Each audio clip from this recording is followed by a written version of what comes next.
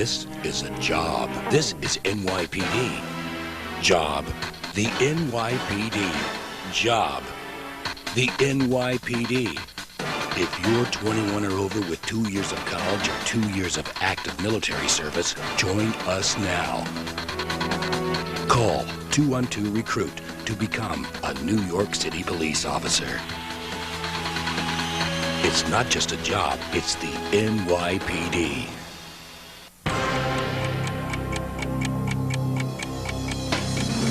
I'm Pat Kernan with the New York 1 Minute. It is primary day. Nearly 200 candidates are on various ballots around the city. The most notable citywide race is the Democratic battle for mayor.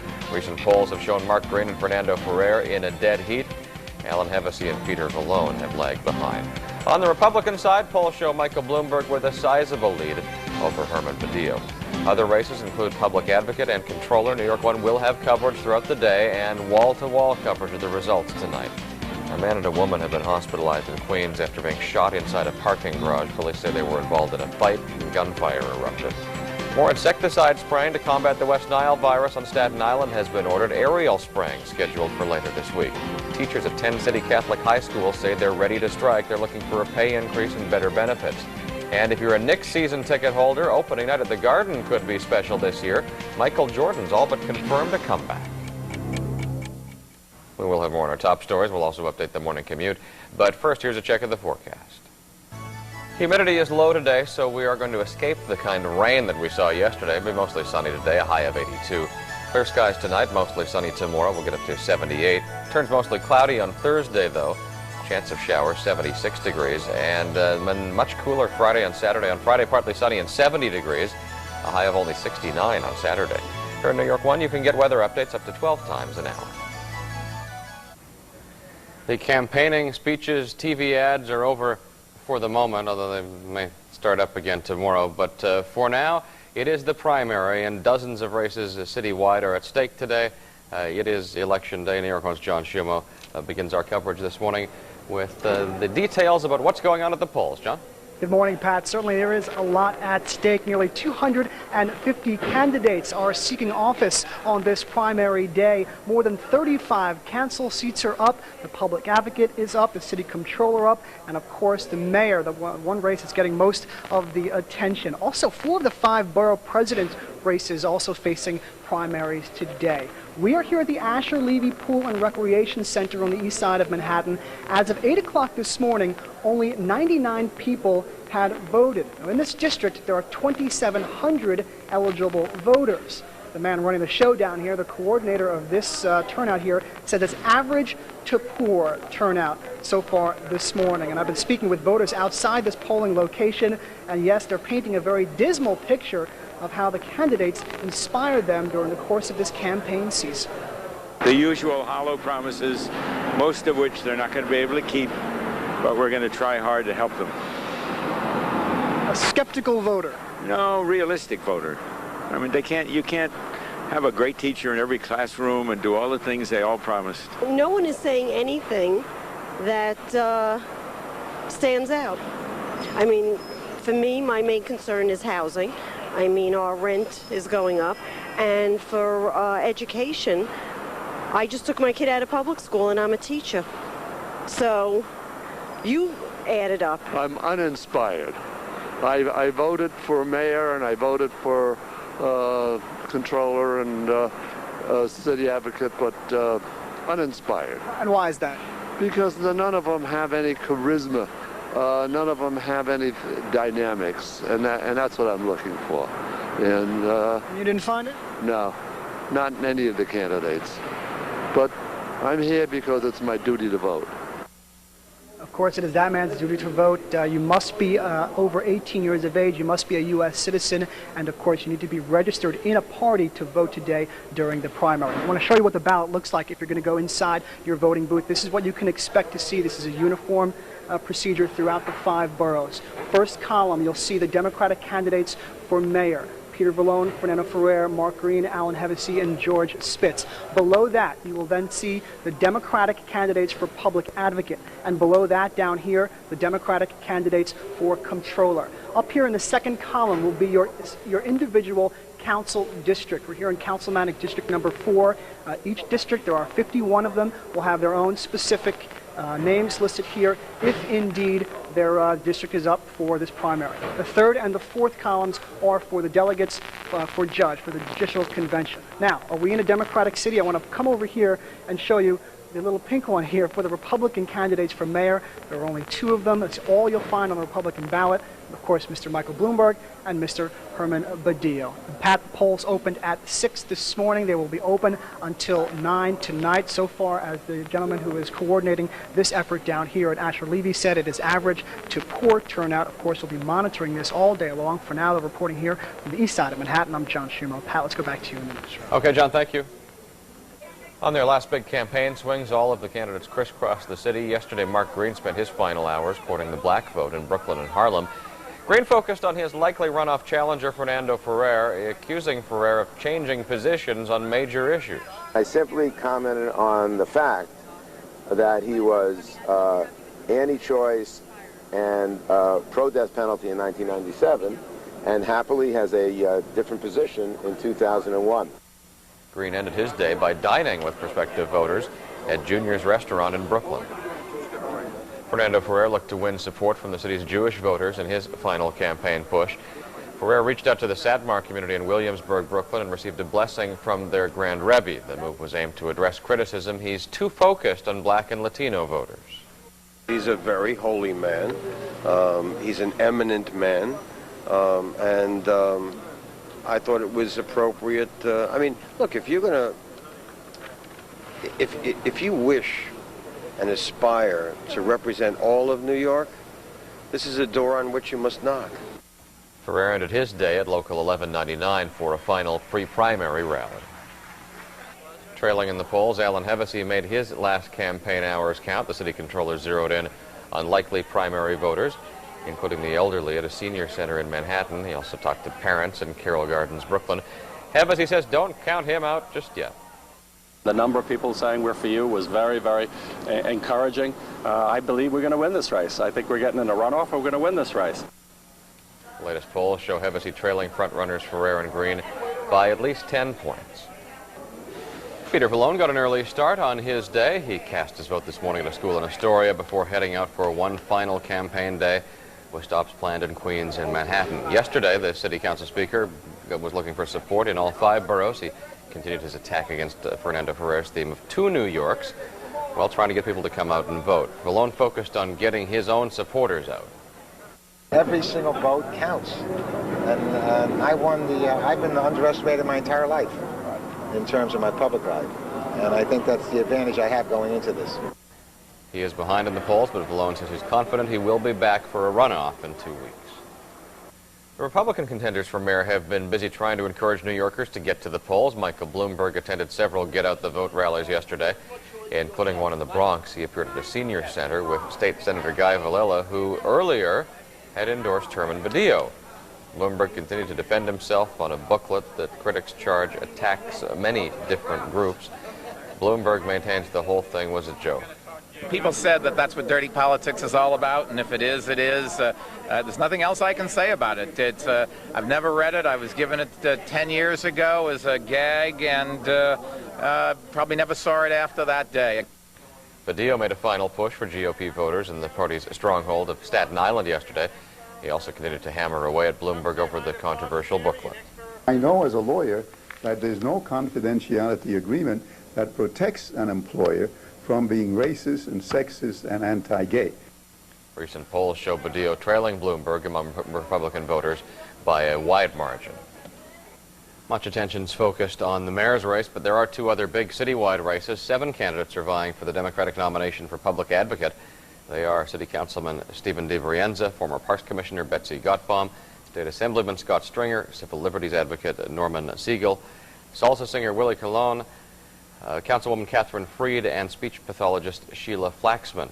2 Democrats are competing for the post of City Controller, former Board of Education President Bill Thompson and City Councilman Herb Berman.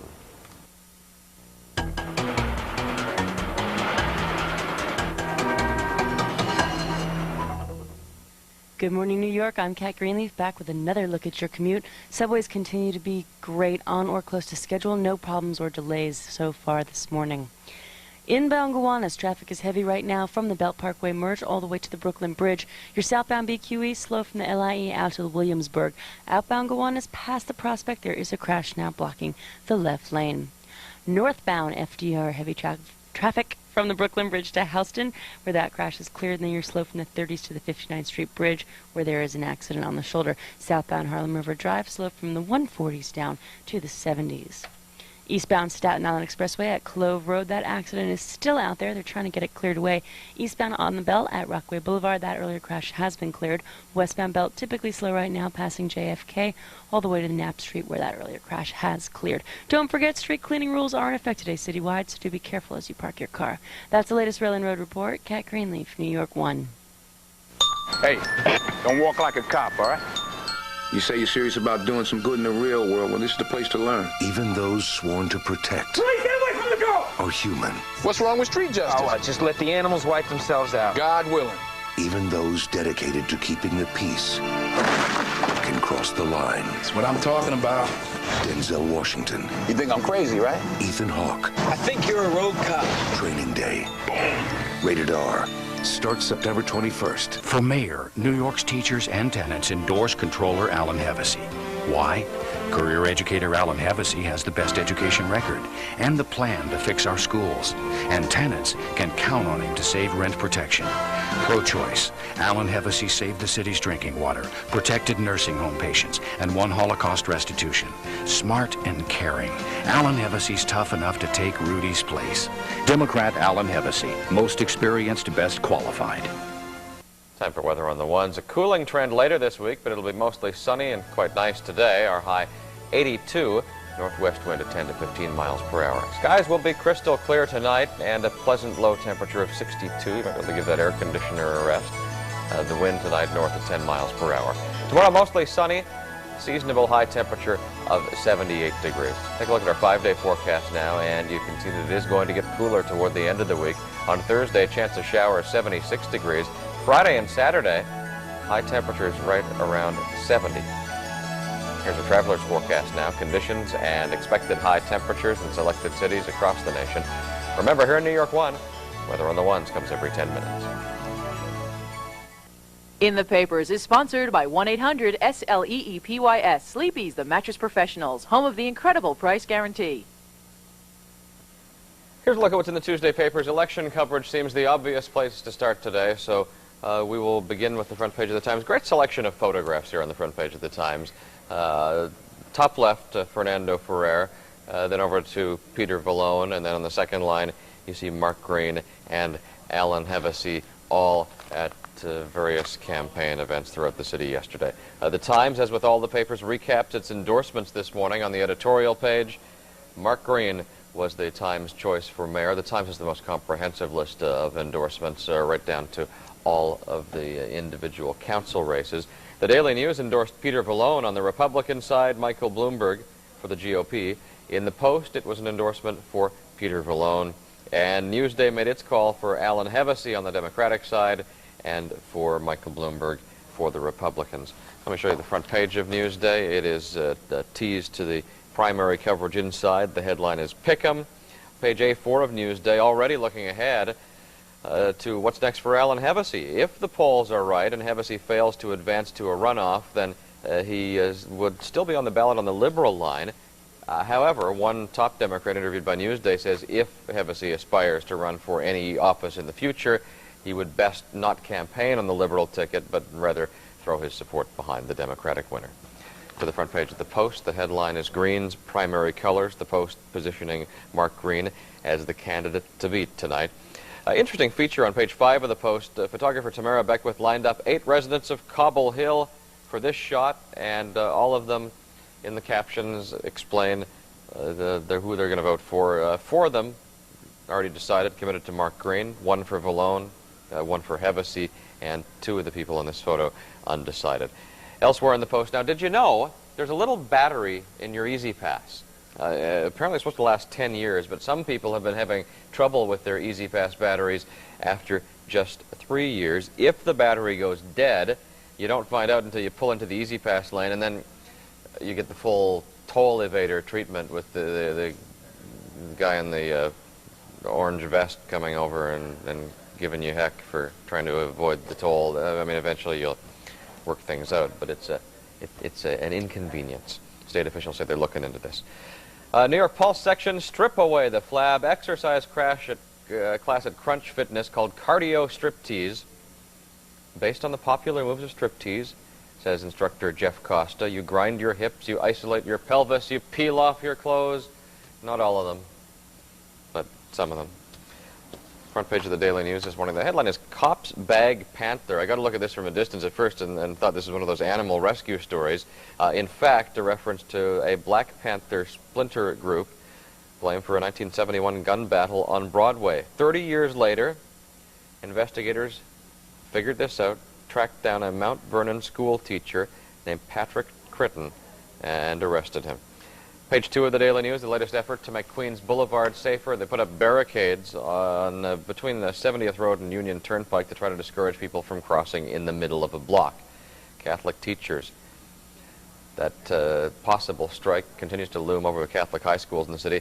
Interesting table up there at the top. The average salary for a Catholic teacher in the city, $32,000. That compares to the average city public school teacher salary of $49,000. Troubled times for Whitney Houston. In the Daily News this morning, word that she canceled her appearance at the second of the Michael Jackson concerts last night. She looked horrible on Friday when she played the concert. Those who were there said she appeared skeletal and frail and was moving stiffly.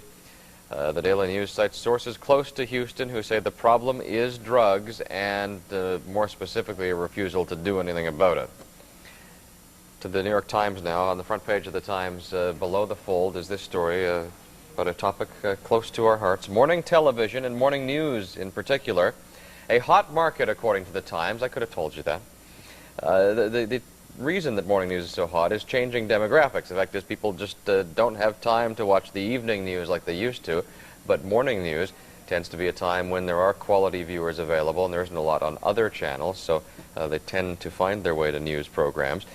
The catalyst for the story is the decision last week by CNN to hire Paula Zahn to host a new morning show in the tradition of the network morning shows, and the Times illustrates how important this is to CNN by pointing out that her salary will be the most money by far that CNN has ever paid for an anchor.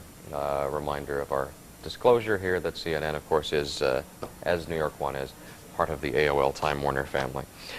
Also on the front page of the Times, school dress codes versus a sea of bare flesh. The fashions for this fall, girls in particular, are proving a challenge for schools as they try to put in reasonable dress codes for kids. Rules like you can't bare your midriff. One school came up with you can't use spaghetti straps. You have to have straps that are 1.5 inches wide. And then girls started showing up in these one-shoulder tops, so then they had to amend the dress code again to say that your 1.5 inch straps have to be on both shoulders.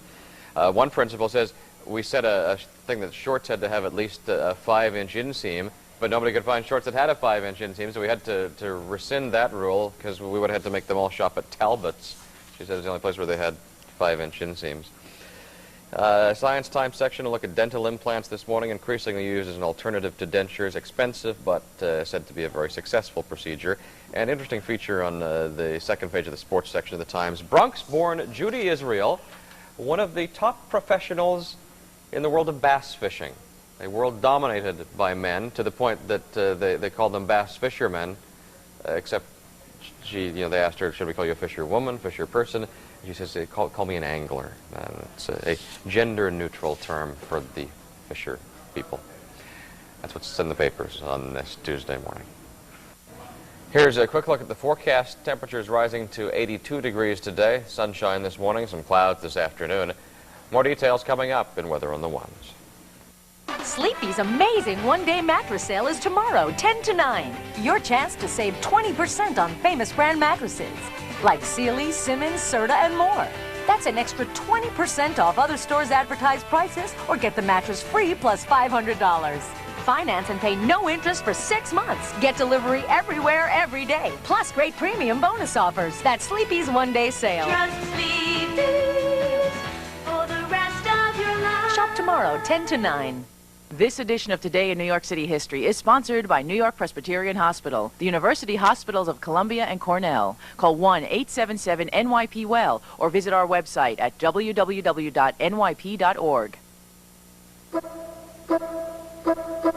On September 11th, in 1850, Jenny Lind, the singer dubbed the Swedish Nightingale, makes her American debut before a sellout crowd at Castle Garden. And in 1967, despite a temporary restraining order, city teachers go out on strike on the first day of the new school year. They stay out until September 29th. That's Today in New York City history. This is a live picture from our camera on the Empire State Building looking toward the World Trade Center. A 3-alarm fire and a report of an explosion somewhere in the World Trade Center. You can see the plume of smoke from the top of one of the World Trade Center towers. And this has just come into us, word of this incident at the World Trade Center. The fire department responding with a large number of crews to the World Trade Center. I don't have a lot more detail on this than that at the moment, but you can see obviously there's a lot of smoke there, and at that height of the World Trade Center, obviously a very difficult fire to fight. We have someone in the area who's seen some of this happen. George Shea is on the telephone. George, tell me what your vantage point is and what do you know about this place?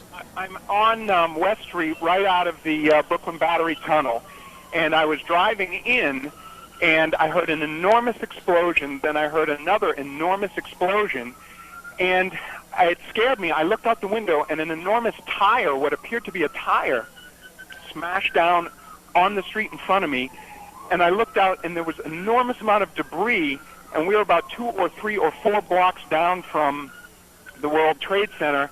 If this is the northern building in the World Trade Center, there was an enormous amount of debris, and I yelled to the guy in the car, "Let me out," and I ran back. A gentleman next to me had been hit by debris, and it appears to be about 20 stories from the top on the west side of the northern World Trade Building, and it appears that an entire floor or two have been blown out, and it was the scariest thing I've ever seen. So Georgia, what's your location now? I mean, what can you see at this moment? I'm on West Street, facing north, about 4 or 5 blocks below the World Trade Towers, and I ran further down. And there's an enormous amount of smoke pouring out of the building. It appears to be on the west and south sides of the World Trade Tower. As I said, about 20 or 30 stories down. I don't know how many stories are in the building, but about 85 or 90% up the building.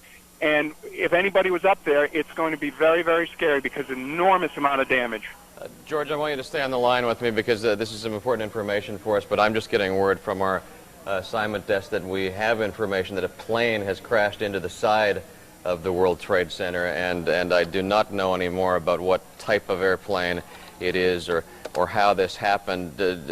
George Shea, again, a witness who's been in the area and heard this explosion. George, would that be consistent with what you heard? It would only be speculation, but it would explain why a wheel crashed on West Street about 15 or 20 feet from the car that I was in. Otherwise, where would that wheel have come from? Because this is not anywhere near the ground. This is very, very far up in the air.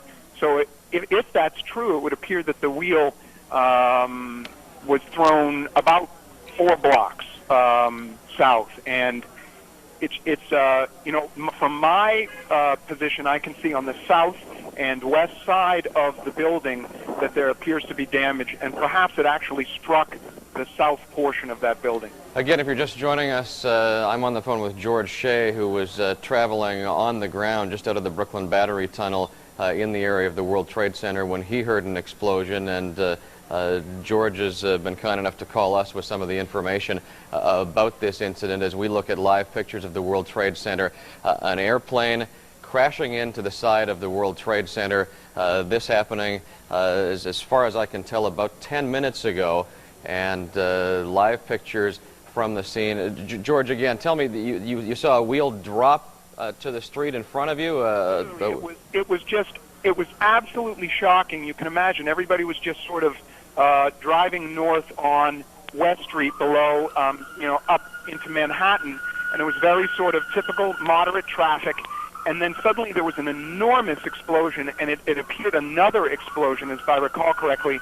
And then literally I looked out, I wasn't certain what it was, and a wheel crashed onto the street about 10 or 15 feet from my the car that I was in, and it scared me to death. And I jumped out of the car. Everybody else was jumping out of cars and running south away from it, and there was additional debris sort of raining down. And it was very confusing, and I think everybody immediately assumed it was a bomb, and I couldn't reconcile why there would have been a wheel unless for some, it made no sense.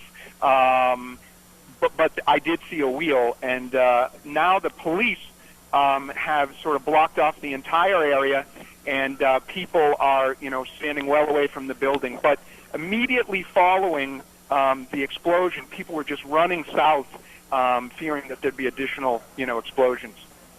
George, and again, if you can tell me your location, and are they now moving people out of the area? Is there some sort of evacuation in that area? The police responded immediately. It was astounding, but I mean, they are now doing that. They've moved the cars out, and I'm at, right, sort of almost down to the bottom of Battery Park City. I can't see the street, but it's right where the Brooklyn Battery Tunnel empties out onto West Street, and it's about 5 blocks down from the World Trade Center. George Shea, I appreciate you calling us this morning with this information. I'm going to let you go and speak to somebody else. I'd appreciate it, though, if you'd just stay on the line or give our producers a call back and let us know how we can stay in touch with you if we do need some more information from your location.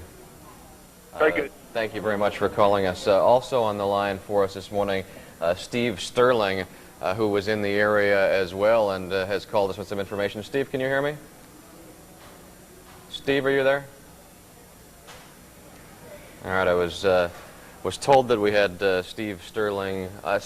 Steve, let me try once more. Are you with me? Yes, I am.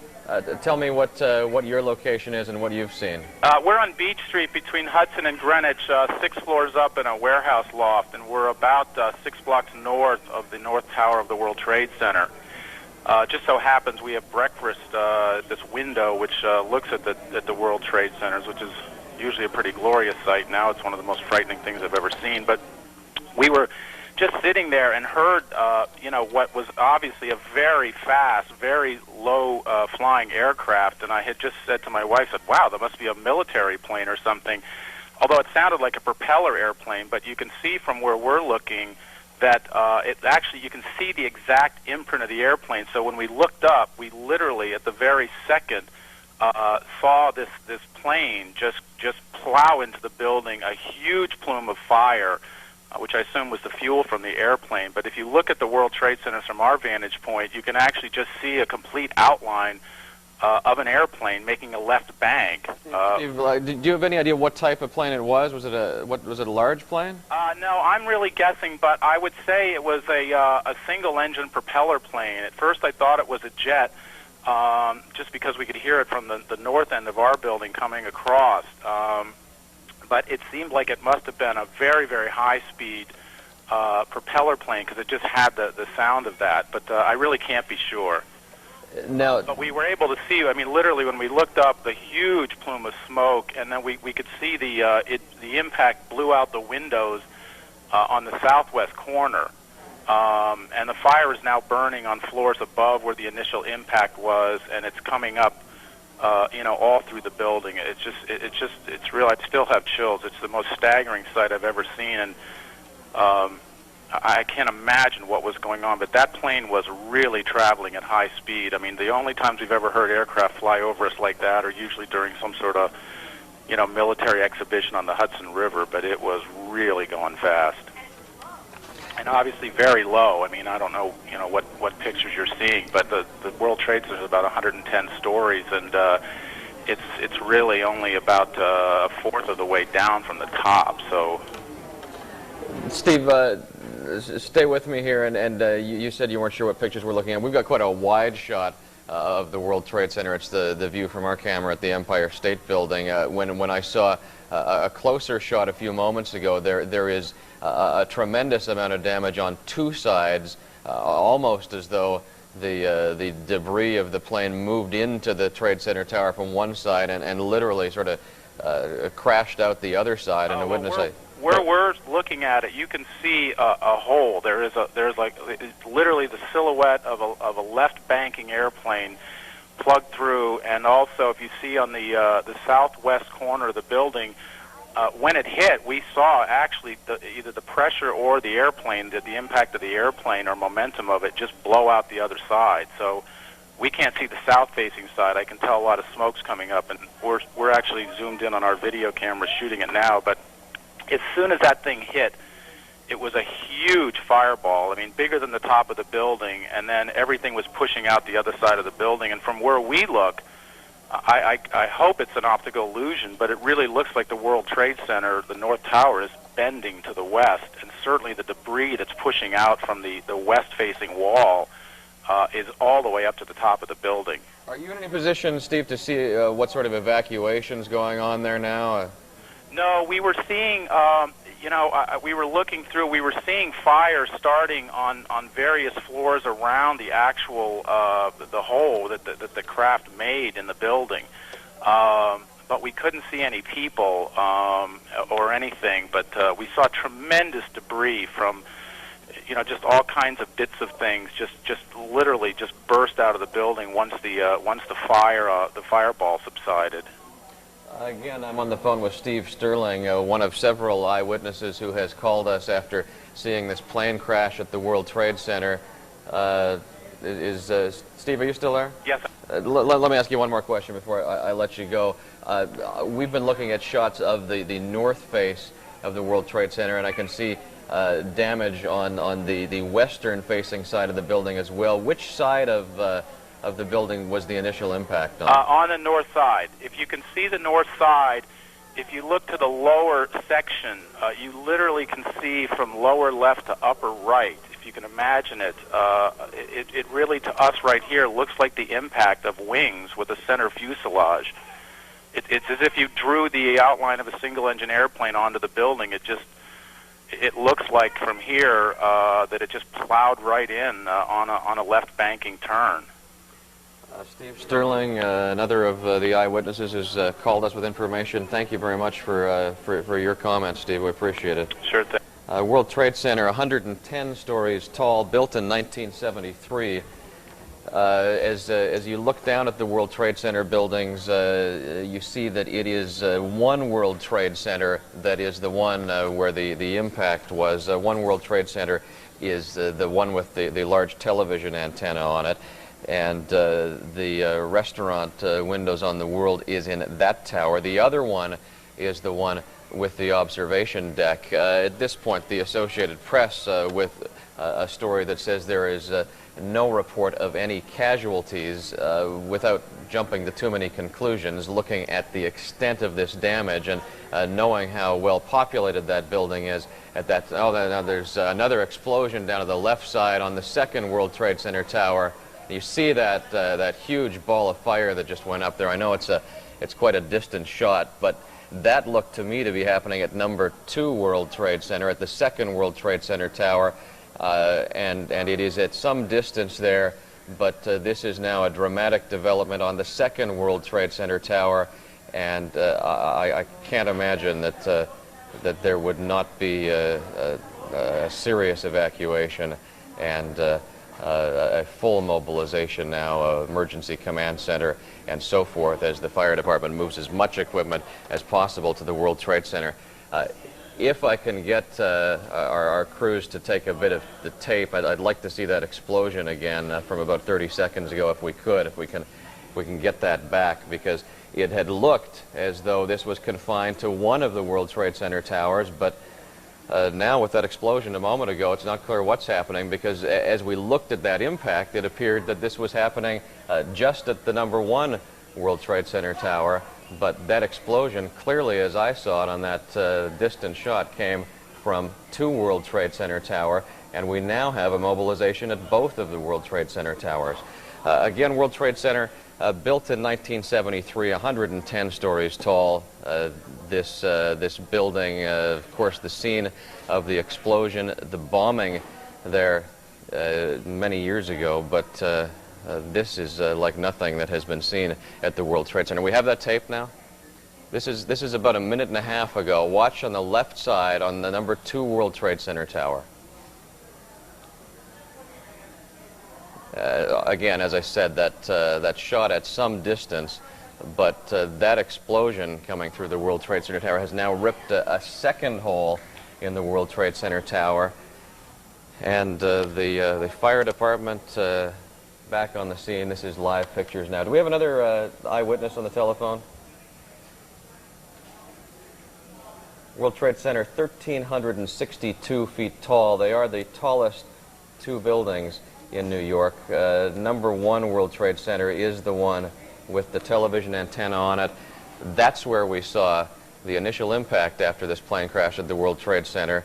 And we're trying to ascertain at this point what would have caused that massive explosion that ripped through number 2 World Trade Center, the tower on the left, just a few moments ago.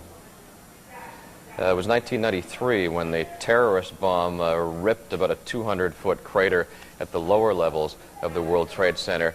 There are about 40,000 people working in the World Trade Center, and with this happening sometime about 8:45,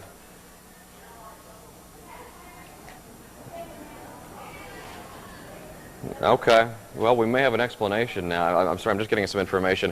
We may have an explanation for what happened there when we saw that second explosion, because the towers are far enough apart that you would think they were independent. We have 2 of our people responding to the area saying that they saw another aircraft crash into the other tower of the World Trade Center. I don't know at this point whether that would be a plane that was in the area, whether it would be a news helicopter or a police helicopter or something like that, but that's the word we're getting now, is that after all of this, after the mayhem going on at one World Trade Center, there was a second aircraft that crashed into the other World Trade Center tower, and that explains that explosion of a moment ago. Again, this is coming in from a couple of our New York 1 employees who are responding to the area, and want to get back again to that shot, if we can, of a moment ago, just before we saw that explosion at the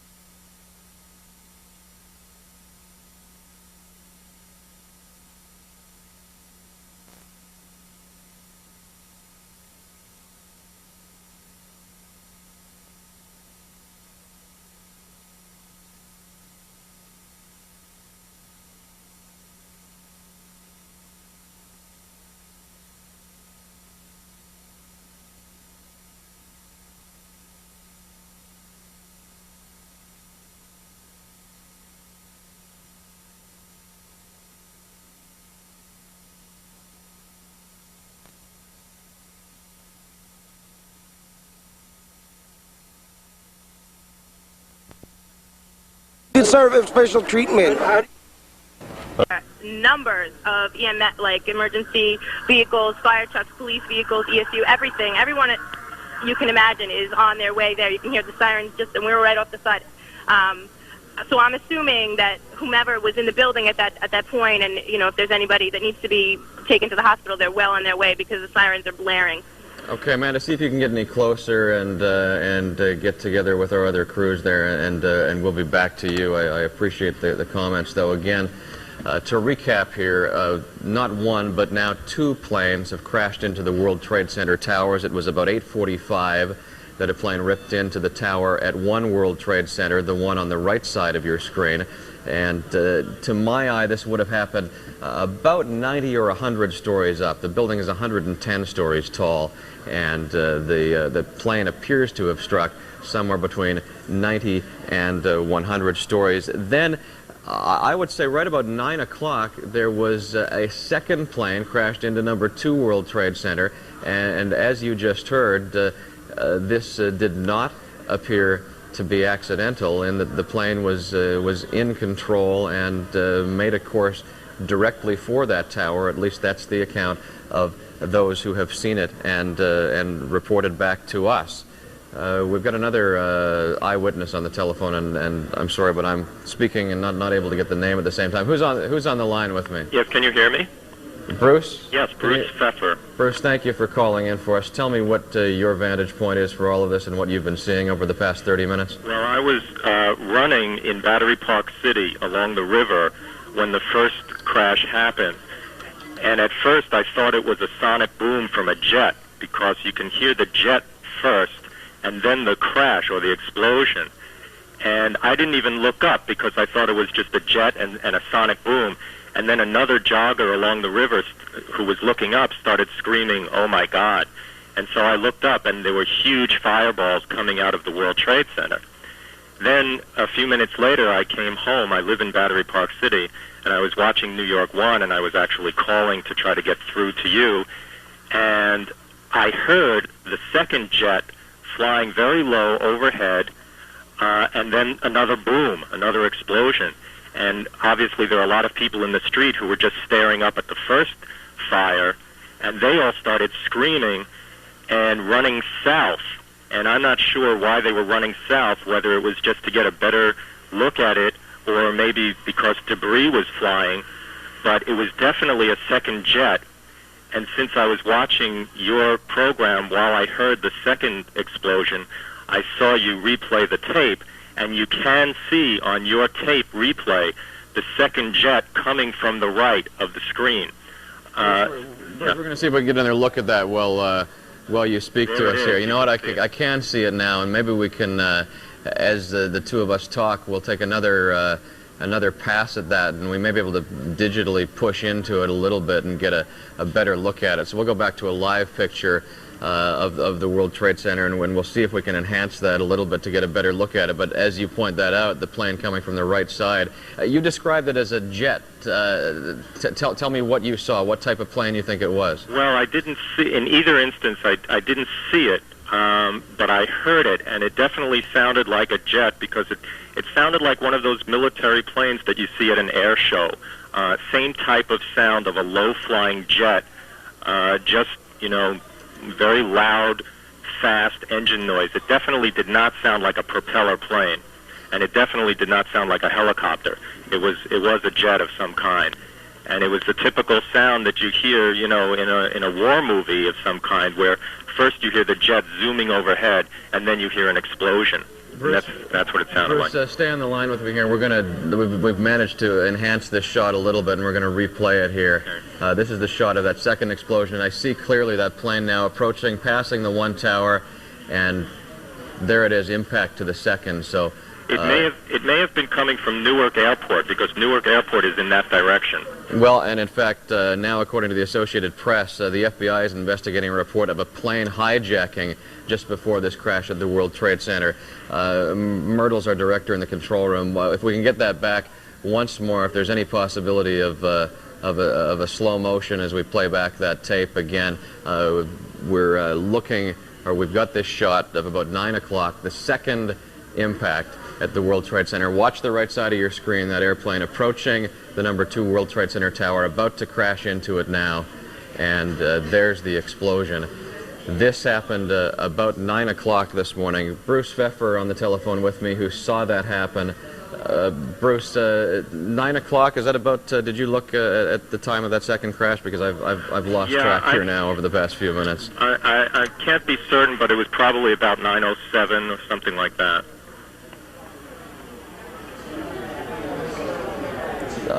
I'm sorry, Bruce. Someone else was speaking to me at the same time. If I can just recap a couple of things, the FBI is now saying that they are looking into this report of a hijacking. I don't know what type of plane may have been hijacked, and we couldn't tell from that shot that we were looking at. Bruce, did it appear to you as you heard that sound? I know it's difficult to tell, but was there any hint that there was engine trouble, or was it just a constant sound as you would hear a plane in normal flight? Yeah, in both cases, there was no hint of an engine, stuttering or any kind of backfiring or anything. It sounded, as I said earlier, it sounded as like the jets that you see at an air show, where they're just zooming overhead and at a low altitude.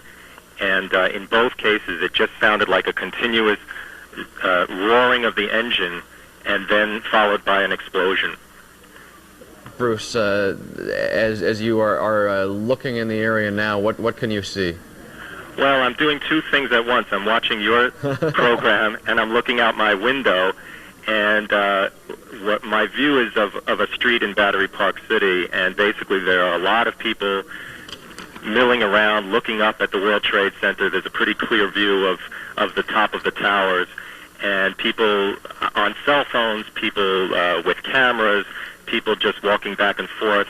Of course, there were a lot of people on their way to work. There were just about half an hour earlier, there were school buses leaving to take children to school. I don't see a lot of chaos in the street, but obviously it's a happening, and a lot of people are milling around and looking up at the towers. Okay, Bruce Pfeffer, we thank you for calling in with the information you've given us, and for your keen eye and seeing that second plane coming in from the right side of the screen. This is another live picture now, a helicopter picture. Again, we're looking here from the north, one World Trade Center on the right, two World Trade Center on the left. I believe I'm having trouble getting my orientation on this, but one World Trade Center is where the initial impact occurred, and then the second plane crash happened at two World Trade Center. We may be looking at this from the other side now. We are. This is south looking north, because you can see the Empire State Building in the distance there. So the two towers are reversed. In fact, the one on the left in this shot is one World Trade Center where the initial impact occurred, and two World Trade Center is on the right. And if we can one more time get that shot from just about 9 o'clock this morning, when we saw the second impact. And again, as we see that shot, you should watch the right side of your screen, because you'll actually be able to see that second plane coming in toward the World Trade Center. And though we can't draw the conclusion immediately, as we see that shot of the plane coming in, it appears to be on a deliberate course. There doesn't appear to be a lot of effort to evade that. Are we going to be able to get that shot? All right, we'll try to get that shot up for you in just a moment. New York One's John Schumo is on the phone with us now. John, what's your location, please? Pat, I'm actually in, of all places, on this interrupted election day in Betsy Gottbaum's election office. All cell phone service is completely out, and I was running up Battery Park and noticed an open window. I ran inside this window and join you now by phone. Absolutely stunned. This is one of the darkest days in our city's history. It is unbelievable. A sight I can't really imagine. John, give me a second here. If there's any question about whether the FBI is taking this as a possible terrorist attack, we may have an answer in the fact that they have sealed the Lincoln and Holland tunnels now as a precaution. Those tunnels are sealed at both ends, so they are not allowing traffic to pass through the Lincoln and Holland tunnels. PATH train service is suspended, subway service bypassing the World Trade Center. Sorry for interrupting, John. You can continue. John, you still there? Pat, can you hear us? Yeah, go ahead. Yeah, we're still here. You were talking about the tunnels. The Brooklyn Battery Tunnel, also right now sealed off. We came through the underpass of the Battery Tunnel, just making it around the south tip of the island of Manhattan. That, too, was just so crowded with emergency vehicles. I actually got out in the middle of the tunnel and ran the rest of the way. There are thousands of people out here on the streets, as you can imagine, stunned. I saw two women crying hysterically. It is an absolute scene that you can't even imagine. There are thousands of people here at Battery Park City. I want to bring in right now, if we have the time, Jeffrey, I want to bring in a man who works here at the Public Advocates for Campaign office. I'm sorry, sir. You want to join us right now? We're live on New York 1. If you can just tell Pat Kiernan, our anchor, exactly what you saw while you were outside. Okay, I just had gotten out of the #1 train on Rector, and I noticed that the one tower was billowing smoke. And I was looking at it, and everyone was looking at it on the street, and all of a sudden I saw a blur on the other tower and just a massive explosion, a fireball, and debris, glass, paper, shoes, just flew, and everyone on the street rushed, away from the World Trade Center because they thought probably there was other explosions. So that's what I saw. Apparently I saw the second plane hit the side of the World Trade Center and explode. Can you hear me, sir? Yes. Sorry, can you identify yourself for us? Sure, my name is Mark Benoit, and I'm Bitsy Gotbaum's campaign manager. Mark, and what's your location relative to the Trade Center? We are on 50 West Street, which is about 3 blocks due south of the World Trade Center. Mark, again, what, obviously our thoughts at this point turn to the people who were in the World Trade Center and for the people who were below the World Trade Center towers, because there would have been a huge rush of people coming into work at the time this happened. What can you see of that emergency response at this point? Well, obviously you can hear the response now. There's every conceivable kind of emergency vehicle is now crowded the West Side Highway and West Street. Fire engines, police engines, ambulances. Everyone as of now has rushed away from the World Trade Center south, so it doesn't seem to be many people now coming down West Street. It seems it's just all the emergency vehicles going up West Street. So the response was immediate. And as you saw as you saw and heard the initial mayhem after that first plane impact. Yes, what happened? It would seem to me that what would happen there is that people would rush toward the building to aid those who were injured, and then that second impact would be all the more serious because of the number of people gathered. Yes, what the first impact did, it drew people out into the street and the surrounding area. In the second impact, when that happened, everyone rushed away from the building because there was showering debris everywhere. As far as where I got out, 3 blocks south, it was hitting the street where I was. A shoe, like 10 yards away from me, fell. All right. So I guess because of the force of the explosion. Mark, we're looking at a picture. I don't know whether it's coming from Staten Island or from the Jersey side. Looks like almost like we're down on Staten Island with that shot.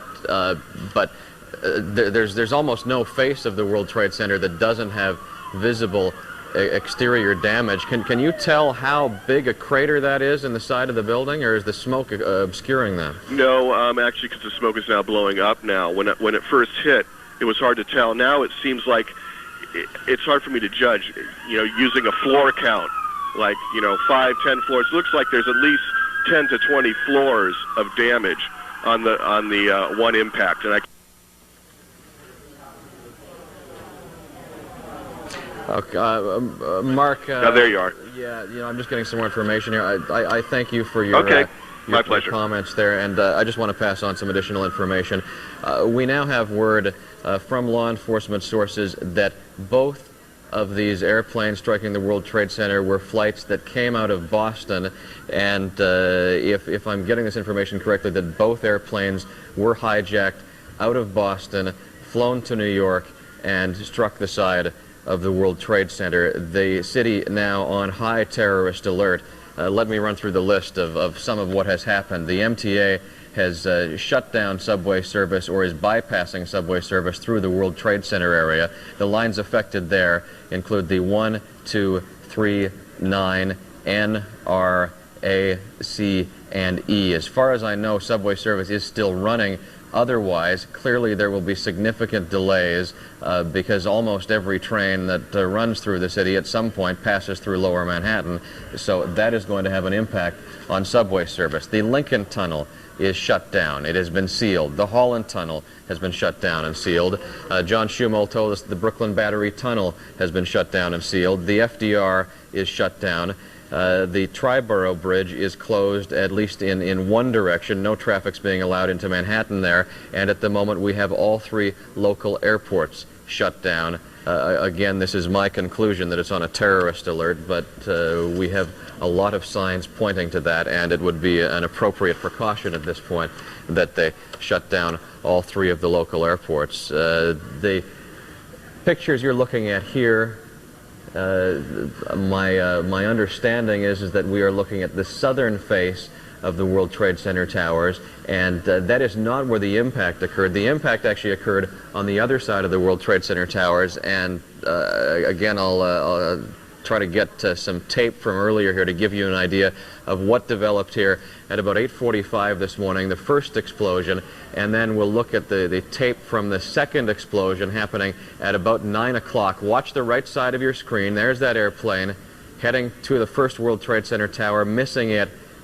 and then you see the impact to the number 2 World Trade Center tower, and that impact came 10 or 15 minutes after the initial impact at 1 World Trade Center. And as we were just discussing with Mark Benoit, who is in the area at the Betsy Gottbaum campaign office, there had been a tremendous response of emergency vehicles and people into the area in those moments leading up to that second crash, because they were responding to the first crash. And the initial reports, we didn't understand what had happened. It came in as a fire call at the World Trade Center, so it wasn't clear exactly what that was, or that there would be further danger. And we are now trying to ascertain the well-being of the thousands of people who would be in the World Trade Center buildings at that time. Of course, Wall Street firms, any number of businesses located there at the World Trade Center, the adjacent World Financial Center as well. 110 stories tall, about 40,000 people work in the World Trade Center, but the PATH trains move through the World Trade Center. 150,000 people pass through the World Trade Center on a daily basis. President Bush has advised reporters at the White House that he will be making a comment on this. Mayor Giuliani has scheduled a press conference, and as we said, New York City on terrorist alert at this point, with many precautions at airports, bridges, tunnels.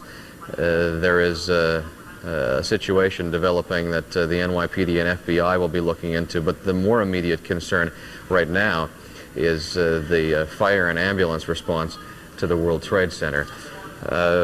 We have on the telephone Gabe Sumner, who's been watching some of this unfold as well. Gabe, can you hear me? Yeah, I can hear you well. Please share with me what you've seen this morning. Well, in the first instance, I was out running, as one of your previous callers was, at 8:45 this morning, and I was at that point at the marina in Battery Park City, which is virtually in the shadow of the World Trade Center. And I heard clearly what was a sound barrier being broken sound.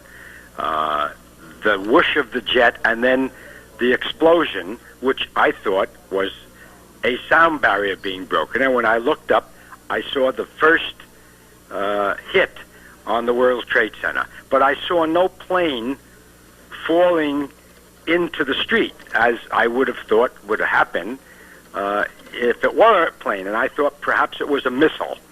And we all gathered and watched what was happening, and then I came up to my apartment in Battery Park City, which overlooks the harbor, and I was watching your channel, listening to you, Pat, when what appeared to be directly over my building, there was a tremendous jet sound of a low-flying jet plane, and then a quarter of a second later, the second explosion at the World Trade Center. Gabe, let me have you pause for a moment, because I want to repeat here, I'm getting more information on this. Out of Logan Airport in Boston, through law enforcement sources, NY1 understands that 2 planes were hijacked. One was an American Airlines plane, one was a United Airlines plane. You know, I'm seeing that President Bush is making some comments as well. If we can try to get that up on one of our satellite feeds, I'd like to go to President Bush and listen in if we can. Gabe, would the size of that airplane, would that be consistent with it being a commercial jetliner from what you saw? Gabe, are you still there? Hello? Yeah, Gabe, let me ask you again. We understand that it was 2 commercial planes hijacked out of Logan Airport in Boston. Is the size of that plane, a commercial plane, consistent with what you're hearing? No, it sounded to me like a smaller plane. I think if it were a low-flying commercial jet, it would have been much, much louder than it was. All right, Gabe, let me interrupt you. President Bush making comments about this now. We'll listen into that live.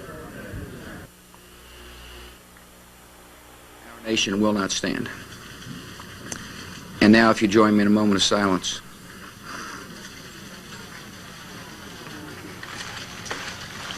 May God bless the victims, their families, and America. Thank you very much.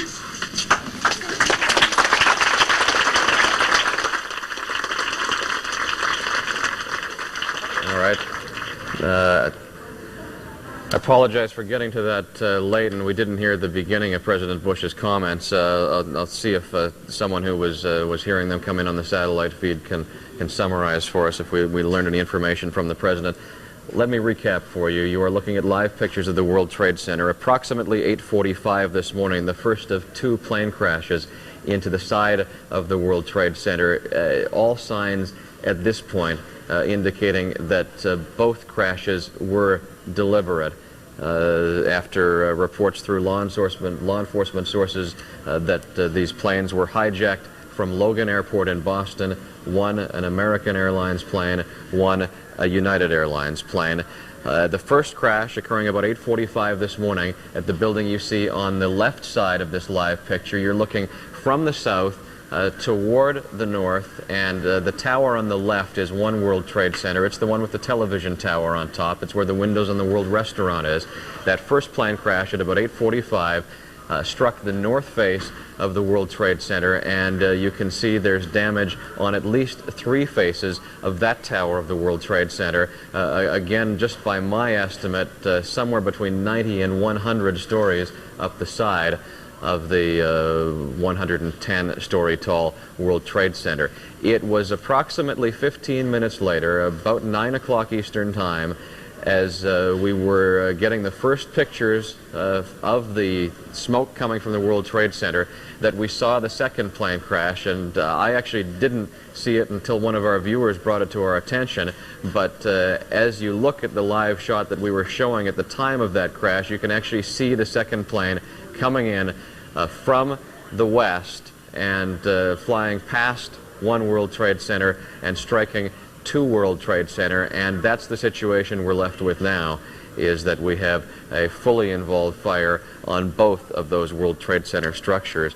If indeed, as those law enforcement sources are telling us, these were hijacked airplanes, we can assume that there may have been passengers and crew on those airplanes, and there would have been, if not a full complement of staff in the World Trade Center towers at 8:45 on a Tuesday morning, there definitely would have been a significant number of people on all of those floors at this point trying to escape the World Trade Center.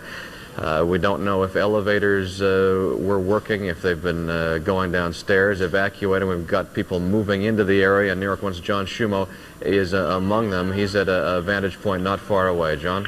Good morning. Once again, Pat. The site that I just saw after leaving this building and trying to work my way closer to the World Trade Center is most difficult to put into words. Not 200 feet up the block here. Again, I'm down on the West Street, about 2 or 3 blocks south of the World Trade Center. There is a tire from one of the planes. It is about 6 to 7 feet. It is a large tire, and it is on its side. It is ripped apart. There was a crowd of people who were standing by the tower. Also, there was, sadly to say, several shoes which were just sitting there on the street. Shoes, I will assume much confidently that they came from people who may have been on the plane. But again, the tire is just sitting here in the middle of West Street. Several shoes on the sidewalk as well. I managed to make my way back here to my location on West Street when all of a sudden several hundred people started running south towards Battery Park. The police have completely cordoned off this area. As you can imagine, I've watched several emergency service units from far away as Brooklyn coming through this tunnel and racing up to the scene. We've seen ambulance corps, volunteer ambulance corps from as far out as Crown Heights and Bedford-Stuyvesant. We've seen obviously swarms of police officers from precincts as far away as Staten Island making their way here. It is very dramatic, as you can imagine, as your pictures tell. Pat? John, have you actually seen that airplane wheel yourself? I cannot see the actual plane. We're on West Street, a bit south of the World Trade Center. You can obviously see from every direction the damage actually done to the Trade Center, to both buildings.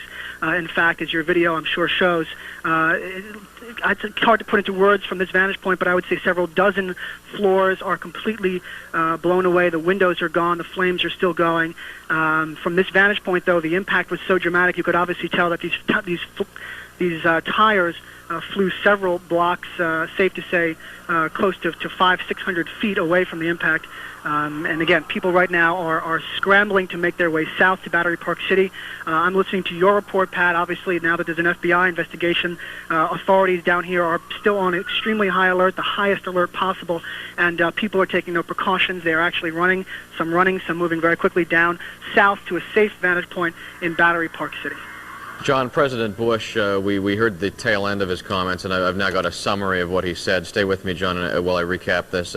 President Bush, describing this as an apparent terrorist attack on our country, says a full-scale investigation is underway, and says the U.S. vows to track down whomever is responsible for the crashes.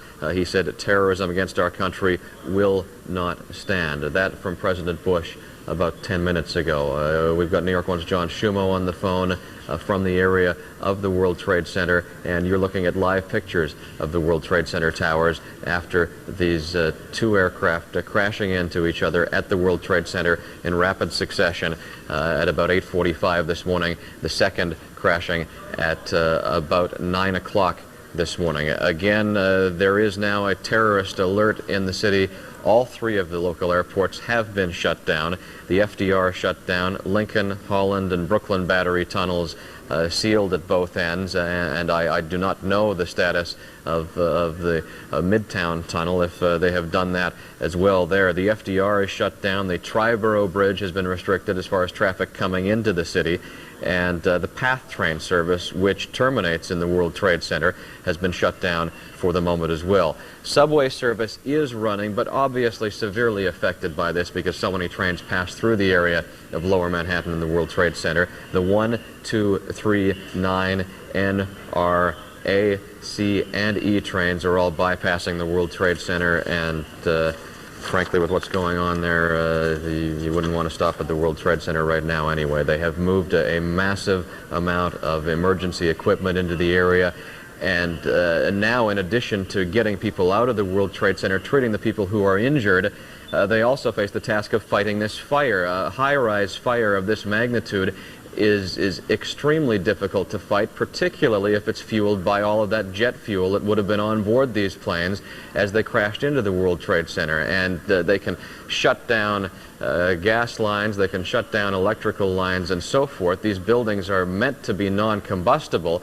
but when you do something like that, when an aircraft with that jet fuel crashes into the side of the building, that introduces a variable that was never accounted for in the design of these buildings, and that will be the focus for the fire department as they try to move equipment up there. But an extremely difficult fire to fight, and you have to ask the question now about structural damage to the World Trade Center towers and whether we will see those towers occupied anytime in the years to come. 1945, when a twin-engine bomber crashed into the 79th floor of the Empire State Building, that was in dense fog. That was an accident. Clearly, they repaired the damage at the Empire State Building, and the building has not been entirely without incident, but the Empire State Building has withstood that plane crash. I have the statement from President Bush in front of me now. It was a brief statement that he made this morning after learning of the terrorist attack, or what he's calling an apparent terrorist attack at the World Trade Center. He said, "Today we have a national tragedy. 2 airplanes crashed into the World Trade Center in an apparent terrorist attack." He said, "I have spoken to the Vice President, the Governor of New York, the Director of the FBI, and I have ordered the full resources of the federal government to conduct a full-scale investigation into what happened and find those folks who committed this act. Terrorism against our nation will not stand." And the President followed that with a request for a moment of silence. As I said earlier, Mayor Giuliani has a press conference scheduled as well. and we will continue to follow all of these developments as we move our equipment as close to the scene as possible in order to bring you coverage of this. New York 1 producer Melissa Rabinovich is on the phone now. Melissa, please tell me where you were at the time this happened and what you're seeing now. Hi, Pat. I actually live on Fulton and Gold Street, which is, I would say, is about 4 blocks away from the World Trade Center. I was sleeping at the time when the first incident happened. The whole building shook. Didn't know what was going on, if it was a dream or something, and a big picture behind our bed kind of shook a little bit. And then I waited about 30 seconds, and when I stood up, there were people, hundreds, running away from the World Trade Center towards the South Street Seaport. And then I went out on my balcony where I can have full view of, I'm by the South Street Seaport. Now, above me is huge clouds of black smoke. We could see debris coming this way. And then when the second one happened, I was on the balcony. Again, the whole house shook, and you can see that red ball of smoke come this far. I mean, right now at this time, there are still a lot of people coming this way towards the South Street Seaport, a lot of them walking very fast. There are 3 payphones in my view across the street from me on Fulton Street, where I would say at least 20 people are online trying to make phone calls, trying to figure out where they're going to go. I also live across from the hospital, so of course, sirens every few seconds. And it just seems pretty scary over here.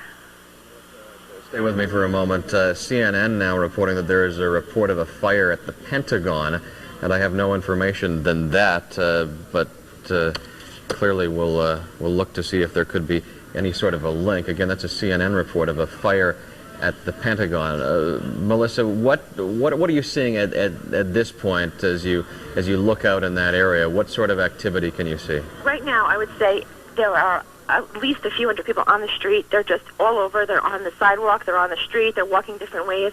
I live in a residential area. Across from me, all buildings are full with people. Many of them have cameras. Other of them are just standing there gathering. One terrace across from me has at least 20 people, many of them in suits.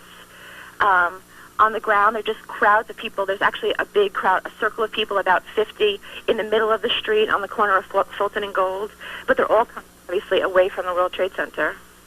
Melissa, as we look back to February 26, 1993, the World Trade Center bombing, an explosion confined in the lower levels, in the parking areas, and the 200-foot wide crater took some time to repair, but that was a relatively unpopulated area of the World Trade Center, and we still saw scores of people streaming out of the World Trade Center with cuts and other injuries. It has to be a chaotic scene at the World Trade Center this morning after this happening. Is it clear to you whether they've set up some sort of a perimeter? Are they allowing people into the area? Right now, there are no cars coming through here. When the second one happened, there were still cars, and actually about 4 of them came to a halt. They didn't hit each other, and then some people, some NYPD people wearing, blue jackets came over and seemed to scatter everybody. Right now, there are no cars passing in front of me on Fulton and Gold, and just people are all over the streets. Melissa, I'm just getting more information from CNN on this fire at the Pentagon. They have now evacuated the Pentagon, so that is going on as well, and we're looking into this to determine exactly whether there is a link to this terrorist alert. And now CNN reporting that the White House has been evacuated as well. So the terrorist alert spreading from New York to Washington as well. President Bush made a comment about this approximately 15 minutes ago, and we want to listen in now. Excuse me, just before we get to the President, Associated Press now reporting an aircraft has crashed into the Pentagon. So now this is the 3rd apparently deliberate air crash. The first 2 into the towers of the World Trade Center, the 3rd crashing into the Pentagon, and the White House is being evacuated now. If I'm seeing pictures of the smoke from the Pentagon on CNN, and I don't know if we can bring those pictures up, but for the moment we'll focus on. All right, let's take a look at this picture from Washington now. This is the scene from Washington looking toward the Pentagon, the smoke there. So this scene that's been playing out in New York now playing out at the Pentagon as well, and we'll get more information on that as soon as it becomes available. Again, the White House has been evacuated now, and there's a report of a fire on the Washington Mall, according to CNN, as we continue to look into the impact in Washington. Back to New York now. Live pictures of the World Trade Center towers. We're at 8:45 this morning. The first of two aircraft crashed into the Trade Center towers. We have been reporting for about the past 30 minutes through a law enforcement source that two airplanes were hijacked at Boston's Logan Airport, and it is believed that those are the airplanes that crashed into the World Trade Center towers. Our information said that one was a United airplane and one was an American Airlines plane. Another U.S. official telling the Associated Press that there was a transmission from one of these airplanes indicating that they had been hijacked, and that was the first word that authorities received, that there was something wrong, but clearly from what we've heard so far, no indication of what was about to happen. The exterior of the World Trade Center is a combination of concrete and structural steel, but an airplane moving at full speed, as you see here from these pictures, would puncture that structural steel, and the explosion that followed started a fire that continues to burn at the World Trade Center. We have the shot that we took at about 9 o'clock this morning, and I know we've got a lot of things going on in the control room, but if we can get that videotape again, it's from the opposite angle from what you're looking at right now with these live pictures. Watch the right side of your screen. You see that airplane moving toward the World Trade Center, and you'll see the impact there of that second explosion. And maybe we can look at that just once more. We'll go back to live pictures for a moment and see if we can set that shot up again. But when you see that videotape, it's quite chilling to watch the deliberate path of that airplane as it's headed toward the number 2 World Trade Center tower. And from that distance, it's difficult to get an assessment of how big an airplane it is, and that's some of the information that we expect will be coming out. Can we look at that tape once more? This is the videotape again. There's the aircraft on the right side, passing 1 World Trade Center and striking number 2 World Trade Center. Back to Washington, and the third of these apparently deliberate aircraft crashes there at the Pentagon. Approximately 15 minutes ago is when we received the first reports of this evacuation at the Pentagon, and now from the Associated Press on that this was a large airliner crashing into the Pentagon, and there is a fire now at the Pentagon, smoke billowing. An Associated Press reporter says that he was able to see just the tail end of this plane as it was crashing into the Pentagon. I tried a moment ago to play back that statement from President Bush from earlier this morning, and if we can get that, we'll let you hear what President Bush had to say. These comments from President Bush came 20 or 25 minutes ago. That was before this situation developed in Washington. At that point, he was unaware that there was a problem at the Pentagon, unaware of these evacuations at the White House, and the president at that point thought we were dealing with a twin terrorist attack in New York, but not this situation in Washington as well. President Bush's statement from approximately 25 minutes ago. Today we've had a national tragedy. 2 airplanes have crashed into the World Trade Center in an apparent terrorist attack on our country. I have spoken to the Vice President, to the Governor of New York, to the Director of the FBI, and have ordered that the full resources of the federal government go to help the victims and their families, and to conduct a full-scale investigation to hunt down and to find those folks who committed this act. President Bush speaking about 25 minutes ago in response to this apparent terrorist attack at the World Trade Center. And at that time, the president was unaware that there was a terrorist attack about to occur in Washington. A large jetliner seen crashing into the Pentagon, and there is a huge fire at the Pentagon as well. Sources in Washington saying that they have received a threat against the White House, and as a result of that, the White House has been evacuated. The Capitol building has been evacuated. Back home now, this is another angle of this destruction at the World Trade Center, looking from ground level up toward the World Trade Center towers now. And we should recap for you what's been happening here in terms of now we've got a report from the Associated Press that the FAA has canceled all airline service nationwide. From the Associated Press, the FAA has closed down all flights nationwide as they try to determine this target of apparent terrorist activity and these hijackings of commercial airplanes. So it is not only just the 3 New York City airports, but commercial aviation service across the country, and all aircraft takeoffs have been suspended by the Federal Aviation Administration. That an unprecedented step taken by the FAA just a moment ago in the wake of this apparent deliberate and concerted effort to crash these airplanes into these buildings in New York and Washington. A recap of what's going on in terms of transportation around the city. There has been a terrorist alert at the tunnels and bridges as well. The Lincoln Tunnel, the Holland Tunnel, the Brooklyn Battery Tunnel, all shut down. The PATH train terminates in the World Trade Center, and that has been shut down as well.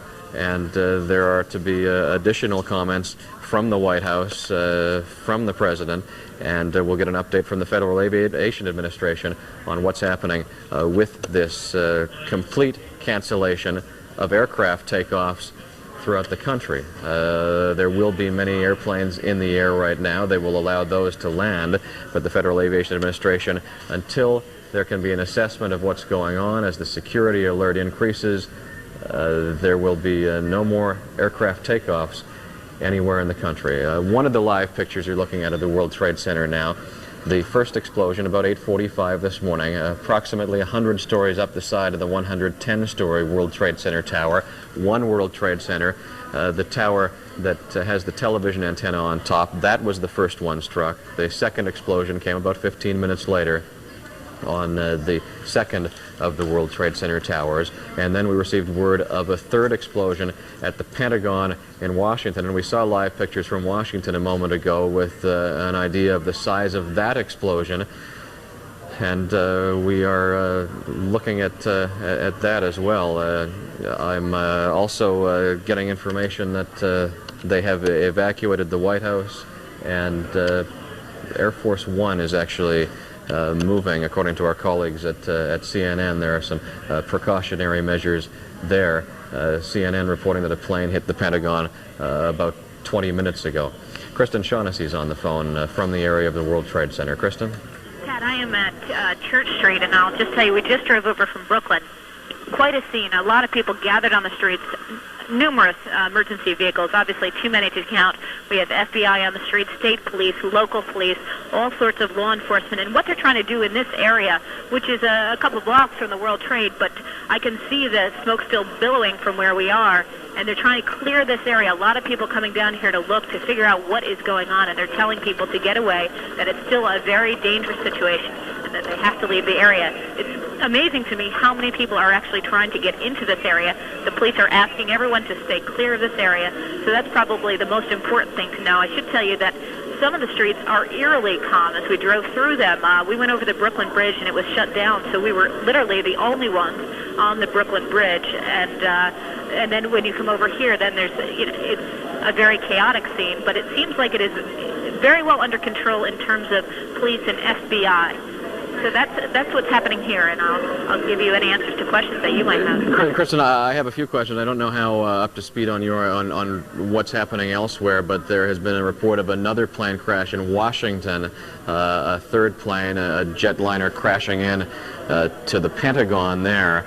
So the concern that this is a concerted pattern of terrorist attacks is being raised here. Not only have they shut down LaGuardia and Kennedy and Newark, but they've shut down aircraft takeoffs at every airport in the country. What evidence are you seeing there, Kristen, of precautions as far as preventing any sort of additional terrorist activity, if indeed that's planned?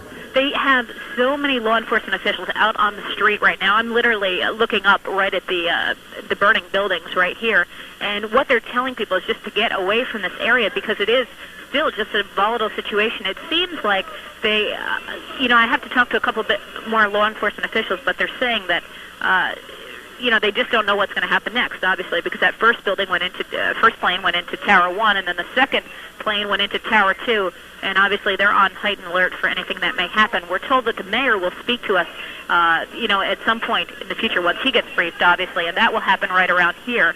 I don't know if we'll be able to bring you that live because it's very hard to get, live trucks here and whatnot. Also should tell you that transmission of phones is out.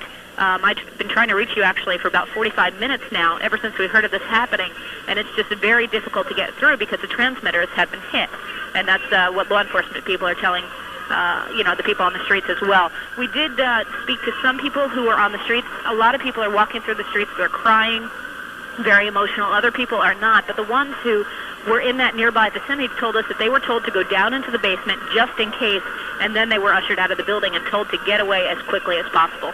Kristen, do you have an idea how quickly that happened? Because as I was speaking with one of the eyewitnesses earlier, the frightening thing about this was that there would have been a sense for about 10 minutes between 8:50 and 9 o'clock, roughly, that the immediate danger had passed, that the emphasis would have been on bringing help into the area rather than getting people out of the area. Do you have a sense of how that played out in those few minutes?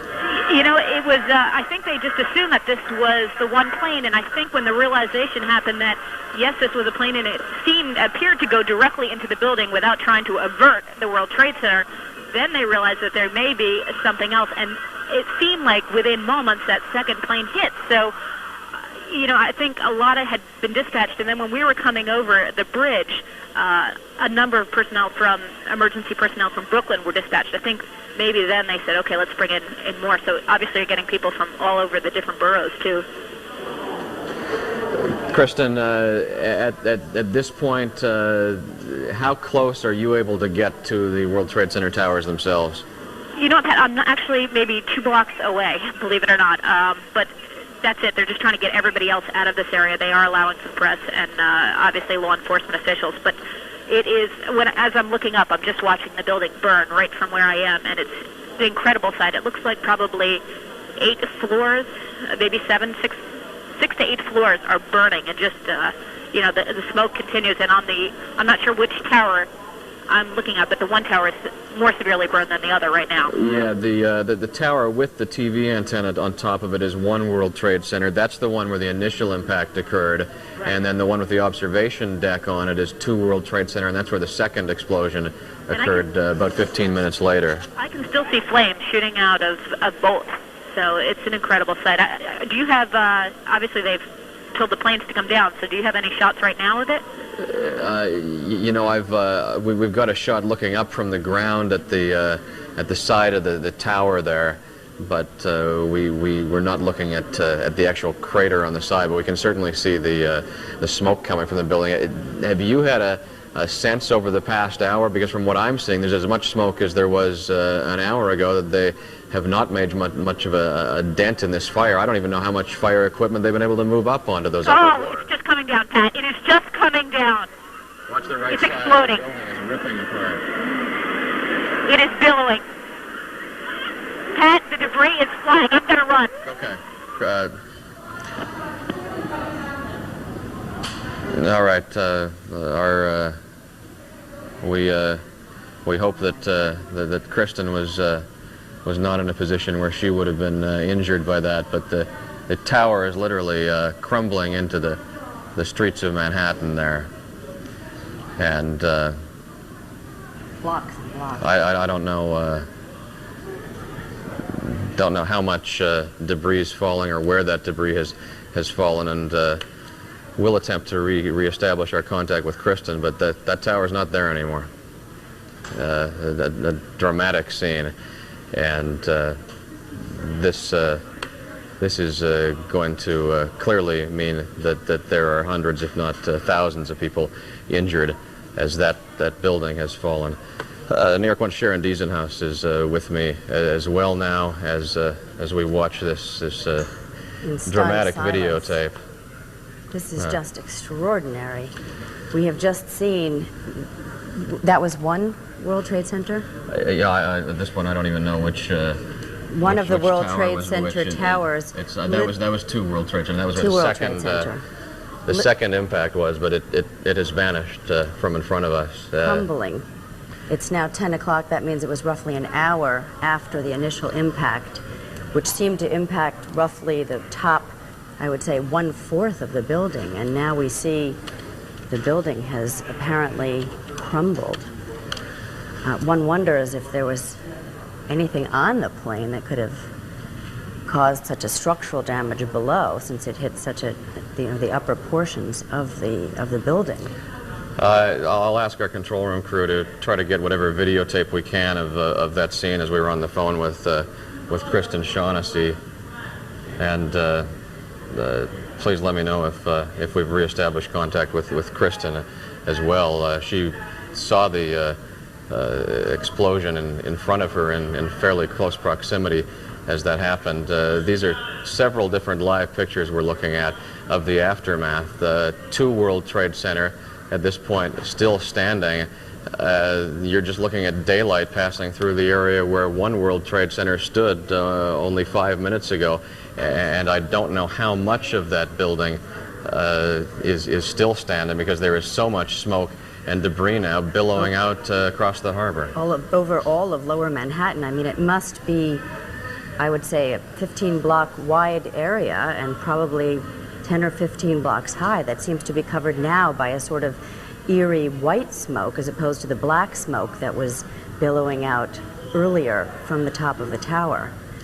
Now, we talked to several people who were in that area of Lower Manhattan as this was happening, and a lot of them had this sense of security as well, that this damage was 100 stories up, and now we've had this structural failure of two World Trade Center, and literally saw the building disintegrate, and much of that is smoke, but much of it is just dust and debris, as though they had, it's a scene that you see when they deliberately demolish a building, but without any of the precautions or evacuations. And those who know that area well know that there is a building on every block there, multi-story buildings on every block. So there would undoubtedly be damage to those buildings as well, the subway lines below, the city's infrastructure below.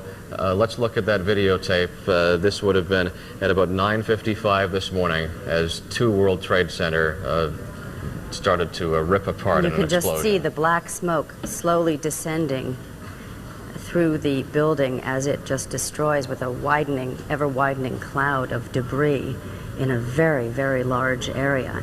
And you can't look at this without a sinking feeling in your heart and wondering how many people are affected by this right now. And it really is a question of how many people were injured and killed by this now. The fire department had called in every off-duty firefighter, and many of them would have been in that area having responded to this, and now their thoughts have to turn to the structure of one World Trade Center because the fire continues to burn there. Let's take you back to 8:45 this morning. We received a report of a fire at the World Trade Center, and that can be anything from a cigarette in a trash can to an electrical transformer. And we hear these very often, and we always investigate them, but so often they are not disasters. By itself, it's not an unusual call, but within about 5 minutes, when we got our first pictures of the smoke, it was clear that something very serious was going on, but the magnitude of it has escalated in the past 15 minutes with the collapse of one World Trade Center and that debris that has spread throughout Lower Manhattan. The question that they have to be facing there now is how to deal with this, because now they have injuries and structural damage not only on the two World Trade Center towers, but for a huge area throughout Lower Manhattan. The stock exchange down there and so forth, and that has to be the focus now. And of course the personnel who were sent in to assist those who were in danger are now very much in danger themselves. Even on my way down this morning at about 9 o'clock, there were ambulances streaming down 10th Avenue and 42nd Street as people, clearly I remember from February 26, 1993, all over the city, all of the fire and police personnel were called to assist, and when I saw 9th Avenue rather, just filled with emergency vehicles streaming down, I knew that it was certainly an incident of some magnitude. I didn't realize that, of course, what was to await all of us. We've taken some action, obviously, to move our crews into as safe a position as possible, and some of them, like so many other people, had rushed down to the area of the World Trade Center, though were held back at a certain distance because of the police and fire perimeters that had been set up there. But that collapse of the number 2 World Trade Center tower caught everybody by surprise and happened so suddenly there on that videotape, and we'll try to get another look at that, because this is the aftermath, and it almost looks as though there's a fresh wave of black smoke. There's the explosion and the collapse of the tower looking from the north now. And we have some very good news for those of you who were listening just a few minutes ago. As we saw this, the building collapsing, we also were speaking with Kristen Shaughnessy on the phone, who was in close proximity, and we have just gotten word that she is safe, and we are all very happy to hear that. Indeed, CNN reporting at this point that there have people been seen jumping from windows of the World Trade Center tower, trying to get to safety there. And this is that picture again from about 9:55 this morning of the structural failure, the collapse of 2 World Trade Center after this plane crash. And we know that a lot of people who are watching right now have those that they care about in this area of Manhattan, and as soon as we have any information on those injured, we will of course bring it to you. We simply do not have that information at this point because it is such a large-scale problem. The information is not forthcoming. I think the police and fire department are scrambling just as much as the news organizations are to get information. Another live picture for you here, and if somebody can tell me where this camera is, it looks like we're somehow looking across some distance, but this gives you an idea of, I'm sorry, this is Washington now, this is the Pentagon. There's a lot going on here, and this is the third of these apparent terrorist attacks in Washington, with a plane crashing into the Pentagon. Now looking once again at live pictures of the World Trade Center towers. Only one of the towers is still intact, 110 stories tall, the towers of the World Trade Center, and one of them literally crumbled at about 9:55 this morning. Just to give a little update on some of the effects now of what has happened thus far this morning, they are rather widespread. Air travel has been shut down at every airport across the country by the FAA. Tunnels and roads into and out of Manhattan have been shut down. Trading at the New York Stock Exchange has been suspended and was quite early on. The Pentagon, Capitol Building, White House, State Department, and Treasury have all been evacuated as well. The President and First Lady have canceled the events that they had scheduled for the day. Now, fortunately, the President was in Sarasota when this happened at the Pentagon, and I understand the Governor was in Manhattan, but we do not have word of where he was, but we do have word that he is safe. Other information about the impact of this and the precautions that are being taken here. Major terrorist attacks have resulted in the FAA and that decision to shut down takeoffs at every airport across the country.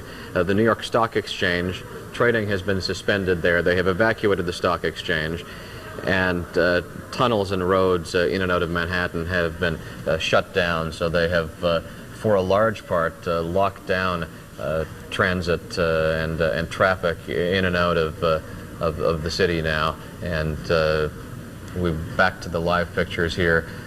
The remaining World Trade Center tower, One World Trade Center, the scene of that initial plane crash at about 8:45 this morning. The second plane crash into Two World Trade Center at about 9 o'clock this morning, and we actually saw that one happen. Pat, I'm going to interrupt you for just a moment. I understand that we have Andrew Siff now on the telephone, and he is close to the scene, but I trust safe. Andrew? Yes, we're okay. We were headed south right towards the World Trade Center, and just north of Chambers Street, we actually saw a huge portion of that second tower go down, at which point tens of thousands of people started running north along the West Side Highway and the Esplanade, where people are usually biking and jogging, and there's definitely an evacuation in progress now with everyone headed north. Frightening sight to behold. Andrew, what's your location, and just confirm for me that you're at a safe distance, please? We're at North Moore Street and the West Side Highway. We're about a block north of Chambers Street, which is no one's allowed anywhere south of Chambers Street. We were headed towards the World Trade Center because it appeared as though at least we were to the rescue portion of what was going on and that the immediate threat might be over. That was obviously not the case, and now journalists and residents alike have to stay back. And Andrew, as we're speaking to you, I want to ask our crew to get that videotape again of the collapse of the south tower of the World Trade Center at about 9:55 this morning. And as we're looking at that, Andrew, if you can tell me what sort of debris is there now? Can you see the debris from the tower and the dust? From where we are now, you can't even see the second tower. It looks like right now that the World Trade Center is only one building. That's the way it appears from about 10 blocks north. You can see that the existing tower is on fire for maybe the top 30 floors or so. You can see flames shooting out on the west side of the tower, and behind it and to either side are just thick plumes of smoke, which almost look like huge clouds at this point. You can't even see a second tower, and you can't see debris because if you look down the West Side Highway all the way towards the Battery, nothing but smoke. Andrew, when you saw this happen, what did it look like to you at close range? Because to us, it seemed almost like dominoes, you know, going floor by floor by floor. It was a little difficult at first to figure out what was happening. We heard an explosion. We heard either an explosion or the sound of something making impact.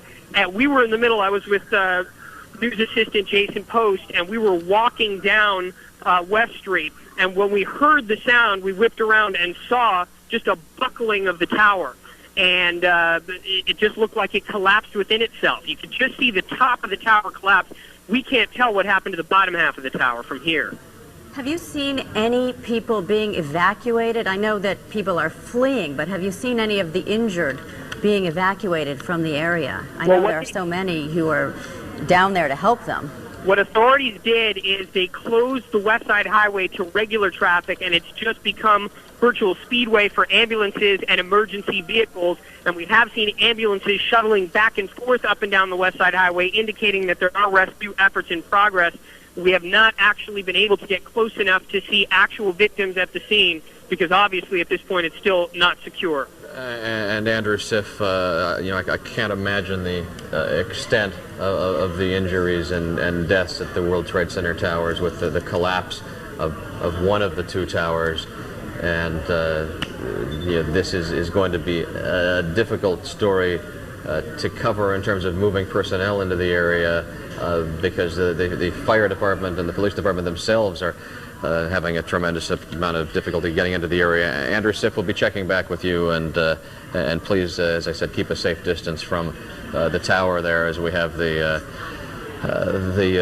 fire continuing to burn at the top of One World Trade Center. Again, if you're just joining us, there is almost no way in or out of Manhattan at this point. They have sealed the bridges and tunnels.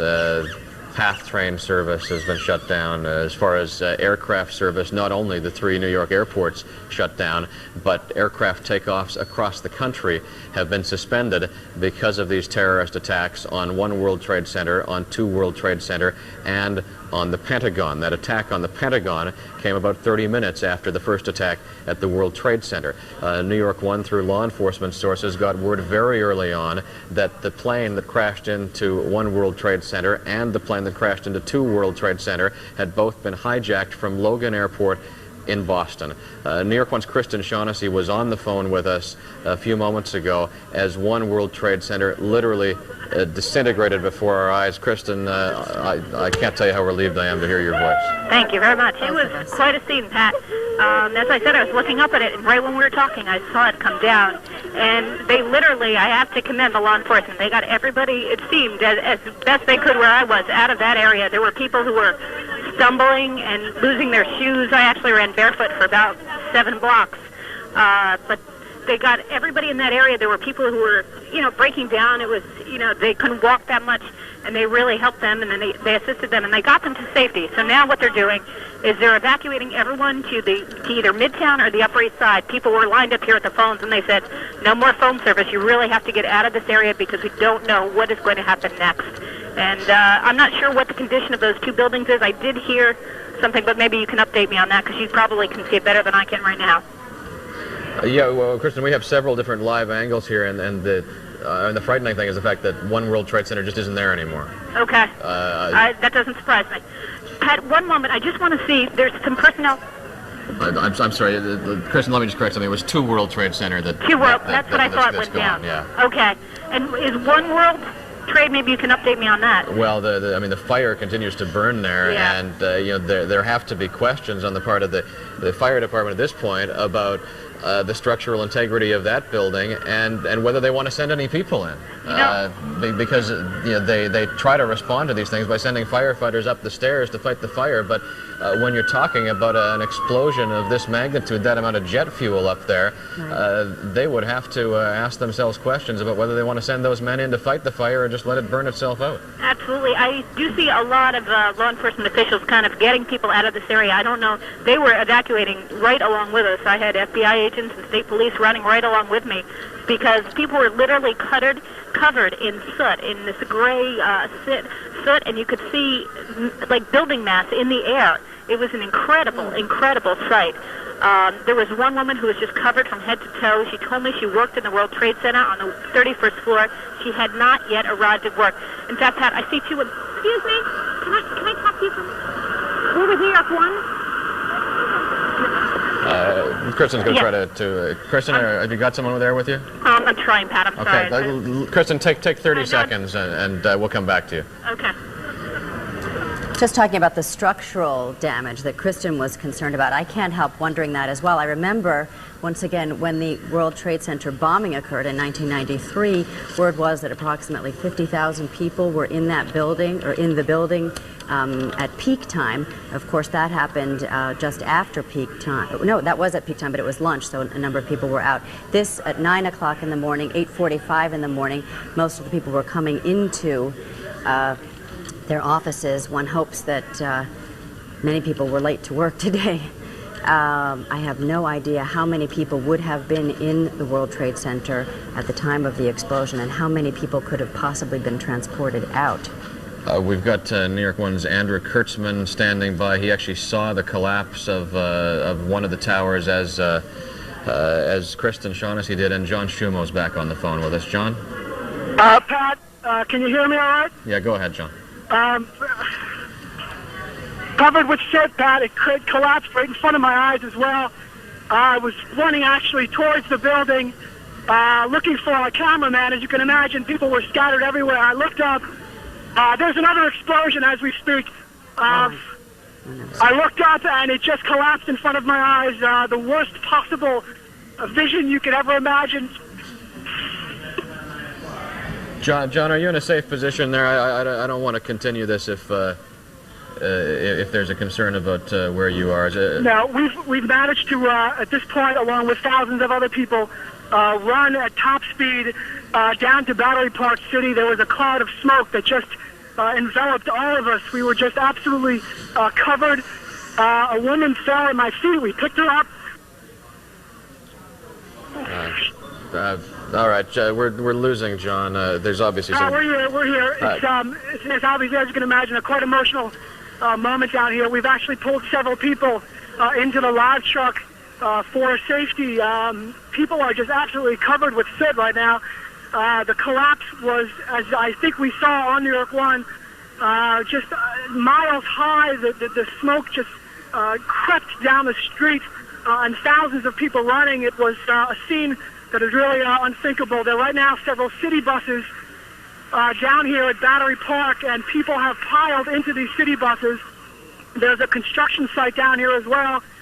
There are people who have climbed into these construction sites. There are 7 to 8 people deep in cars just sitting here, covered in soot, their faces up against towels. The woman who fell to my feet, we managed to get her into the New York 1 Live truck. She had what we thought was an asthma attack at the time. She's now doing okay. The casualties I can only imagine right now, but it is a scene.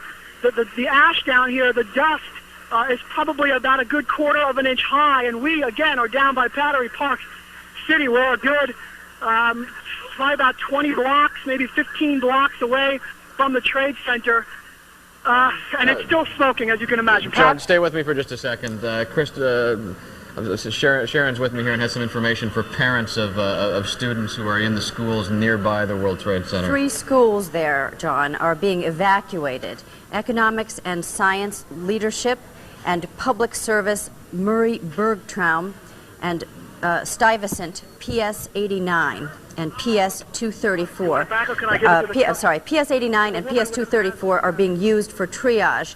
Parents should come and pick up their children at these schools. And that's assuming the parents can get into the area. Right. Clearly the staff at those schools will be doing whatever they can to calm the students and take care of them in the interim here. But if it's safe for parents, if they can get into the area of those schools and take their kids home, it would just make things easier as far as the triage efforts and the emergency response. And clearly this is the first insight we've had into the system being set up to attempt to deal with a disaster of this magnitude with this many injuries. And of course the city's Office of Emergency Management set up that bunker that was much talked about. The mayor at some points criticized for the amount of expense on that bunker.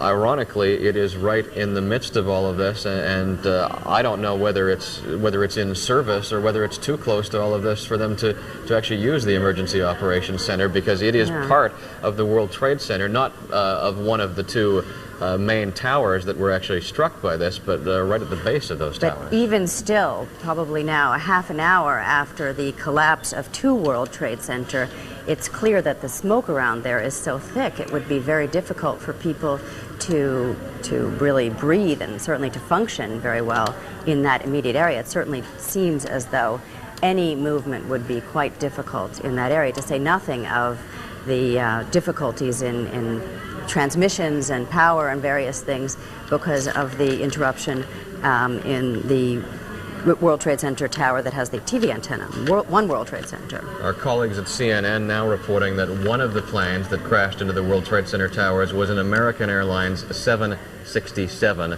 a huge commercial jetliner hijacked from Logan Airport in Boston, striking the World Trade Center after flying down to New York City. And we have word the other one was United. It was a United Airlines also plane. From Logan? According to our sources, also hijacked from Logan. I don't know what type of airplane it was, and some of the eyewitnesses I spoke to just in the first 20 minutes after this happened, it didn't sound loud enough to them to be a large jetliner, right. But this report says it was a 767, the first one, and we don't know the identity of the second airplane, but we do know that the FAA has responded by halting all flights across the nation. And interestingly, there was word that it was transmitted somehow from the plane to, I guess, air traffic controllers that it had been a hijack. And there was no word on the wires prior to this that a plane had been hijacked. And again, I'm hesitant to get too far into the speculation here, but I would think it unlikely that any commercial pilot would steer his plane into the World Trade Center. He'd more likely crash the plane into the harbor, even if there was a gun to his head. And you've got to wonder if this was organized enough that the hijackers actually had someone capable of flying the airplane, because these are 3 clearly deliberate targets: 1 World Trade Center, 2 World Trade Center, and the attack at the Pentagon. This is the live picture where you saw 2 World Trade Center towers standing only an hour ago, and just 1 of them remaining. And again, one of the most disconcerting things is to think about the organization that must have been in place, the infrastructure to if in fact this is a terrorist attack, to have set up such a disaster of such magnitude. The Pentagon, as we mentioned, the third target of these terrorist attacks this morning. We have video from Washington of the Pentagon shortly after this attack on the Pentagon. The Federal Aviation Administration, at that point, it was clear that this was to be a threat not just on the city of New York, but on Washington as well. This is a live picture now of the fire that is burning at the Pentagon. An Associated Press reporter who was at the Pentagon, Dave Winslow, says he could see the tail of a large airliner as it plowed into the Pentagon, and that fire there in Washington continues to burn. This came only a few minutes after the double disaster at the World Trade Center. As we recap this, there is very little movement into or out of Manhattan because of subway closures, PATH train closures, bridge and tunnel closures, and this is the heart of the reason for that. The explosion, well, first of all the crash, then the second crash, and subsequently the structural failure and massive explosion that brought down to World Trade Center and sent debris raining down on a huge part of Lower Manhattan. And Pat, I'm just hearing word that a car bomb has exploded outside the State Department in Washington, according to a senior law enforcement official as well. We have no more details on that, but of course we will bring them to you as soon as they become available. Our reporters have been gathered in the area near the World Trade Center tower. A number of international flights that were in the air headed to D.C. and to New York City are now being diverted on an emergency basis to nearby airports in Canada. They don't even want to land them at airports in the U.S., so Canadian airports are being used in order to take some of these international flights that left their point of origin hours ago. The crews would have heard about this on their way, and now they've made adjustments to their flight path and are bringing these airplanes into Canadian airports. The magnitude of this story, not only a New York City story, not only a Washington story, but clearly a global story at this point. Well, of course, the whole country has no air service right now. If you just imagine in an economic sense what that does to the businesses, to have no airplanes flying in, no business meetings that are out of city occurring, you know, across the whole country. That's just absolutely extraordinary. And an additional advisory from New York City Transit now. There is no subway service in New York City. All subway service throughout the 5 boroughs has been suspended as a precaution after this terrorist attack at the World Trade Center. So we advise you to find your family, make sure that everyone's safe, get together, and just stay out of the streets at this point until we get a chance to assess exactly what's going on here. There is no indication that there is any further danger, but exactly. They are, and I don't want to be alarmist about that. Very important. But at this point, it would be of great help to the authorities down at the World Trade Center and the people working in that area that people just stay clear and stay home if possible. Clearly, we have a large disaster on our hands, but and I think the officials simply don't want a larger disaster to be at risk. So that's why so many precautions have been taken. The planes are shut down nationwide by the FAA. New Jersey State Police. There it goes. The other World Trade Center tower is collapsing. Watch your screen there. 10:28 now. The second World Trade Center, 2 World Trade Center is disintegrating. Now the second tower has collapsed. The first collapsing. This is 1 World Trade Center now. That's correct. That's correct. 2 World Trade Center collapsed at about 9:55, and now that picture. It was difficult to tell with so much smoke, but 110 stories tall, 2 towers built in 1973, and they have now both come down after this terrorist And we attack. can only imagine the magnitude of this force when you consider how large the bomb was in 1993 that did structural damage only to really the foundation, did not shake the structural integrity of the building. And we were assured after 1993, when the building was reopened, that it was structurally sound and ready to withstand enormous blows. So to imagine what kind of force this must have been is daunting. Well, we've been discussing that possibility that the fire crews would have had to consider that possibility as they were looking at this with the structural damage that tower sustained up there. Of course, there is electrical service and gas service throughout the towers, and they have both collapsed now. The antenna on top of One World Trade Center is the primary transmitter for most of the New York City television stations. They do have backup transmission facilities, but that is a vital link to communications, that antenna on top of the World Trade Center, and though they likely took that out of service because of the damage, clearly that may create some problems for other television stations as well. Yes, I was just pointing that out as well. Now, Mayor Giuliani is getting ready to brief reporters, and if we're able to get to that, we will bring you the comments from Mayor Giuliani. He moved into the area as this was happening, but again, because of the structural failure, they had to move people back much farther than they had first anticipated. They set up a perimeter and then immediately began to evacuate some of them.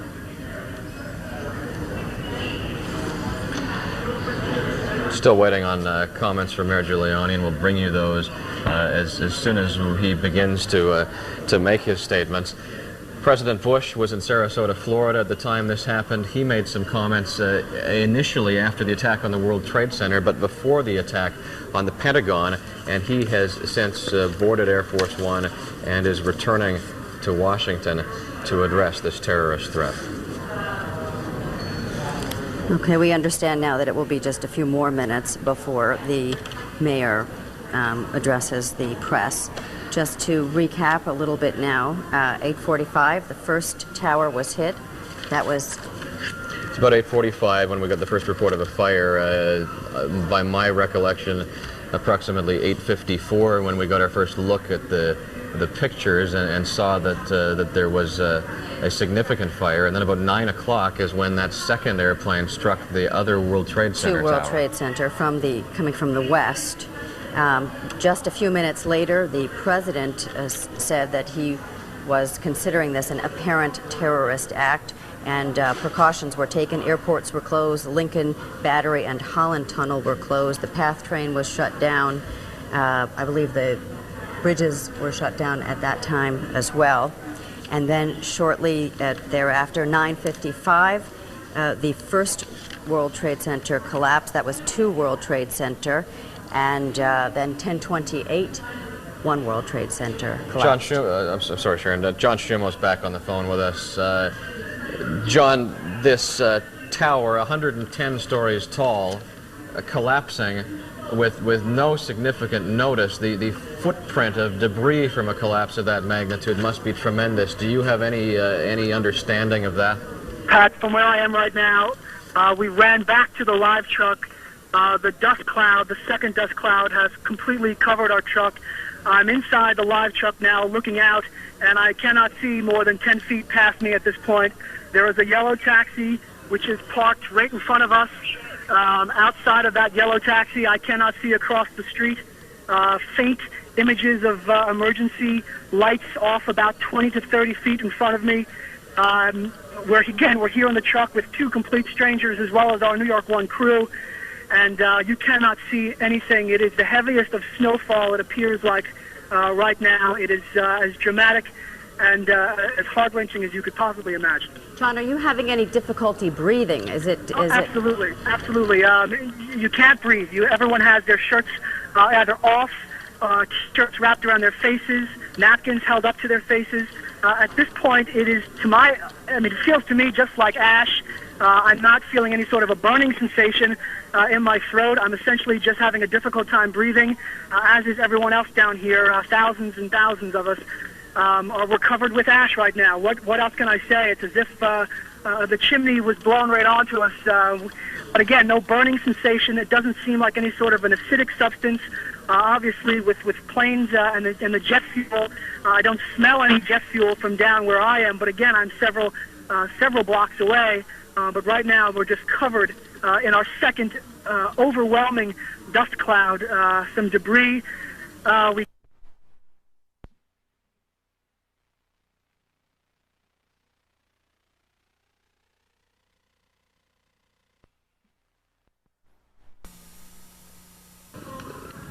antenna on top of One World Trade Center is the primary transmitter for most of the New York City television stations. They do have backup transmission facilities, but that is a vital link to communications, that antenna on top of the World Trade Center, and though they likely took that out of service because of the damage, clearly that may create some problems for other television stations as well. Yes, I was just pointing that out as well. Now, Mayor Giuliani is getting ready to brief reporters, and if we're able to get to that, we will bring you the comments from Mayor Giuliani. He moved into the area as this was happening, but again, because of this structural failure, they had to move people back much farther than they had first anticipated. They set up a perimeter and then immediately began to evacuate some of them.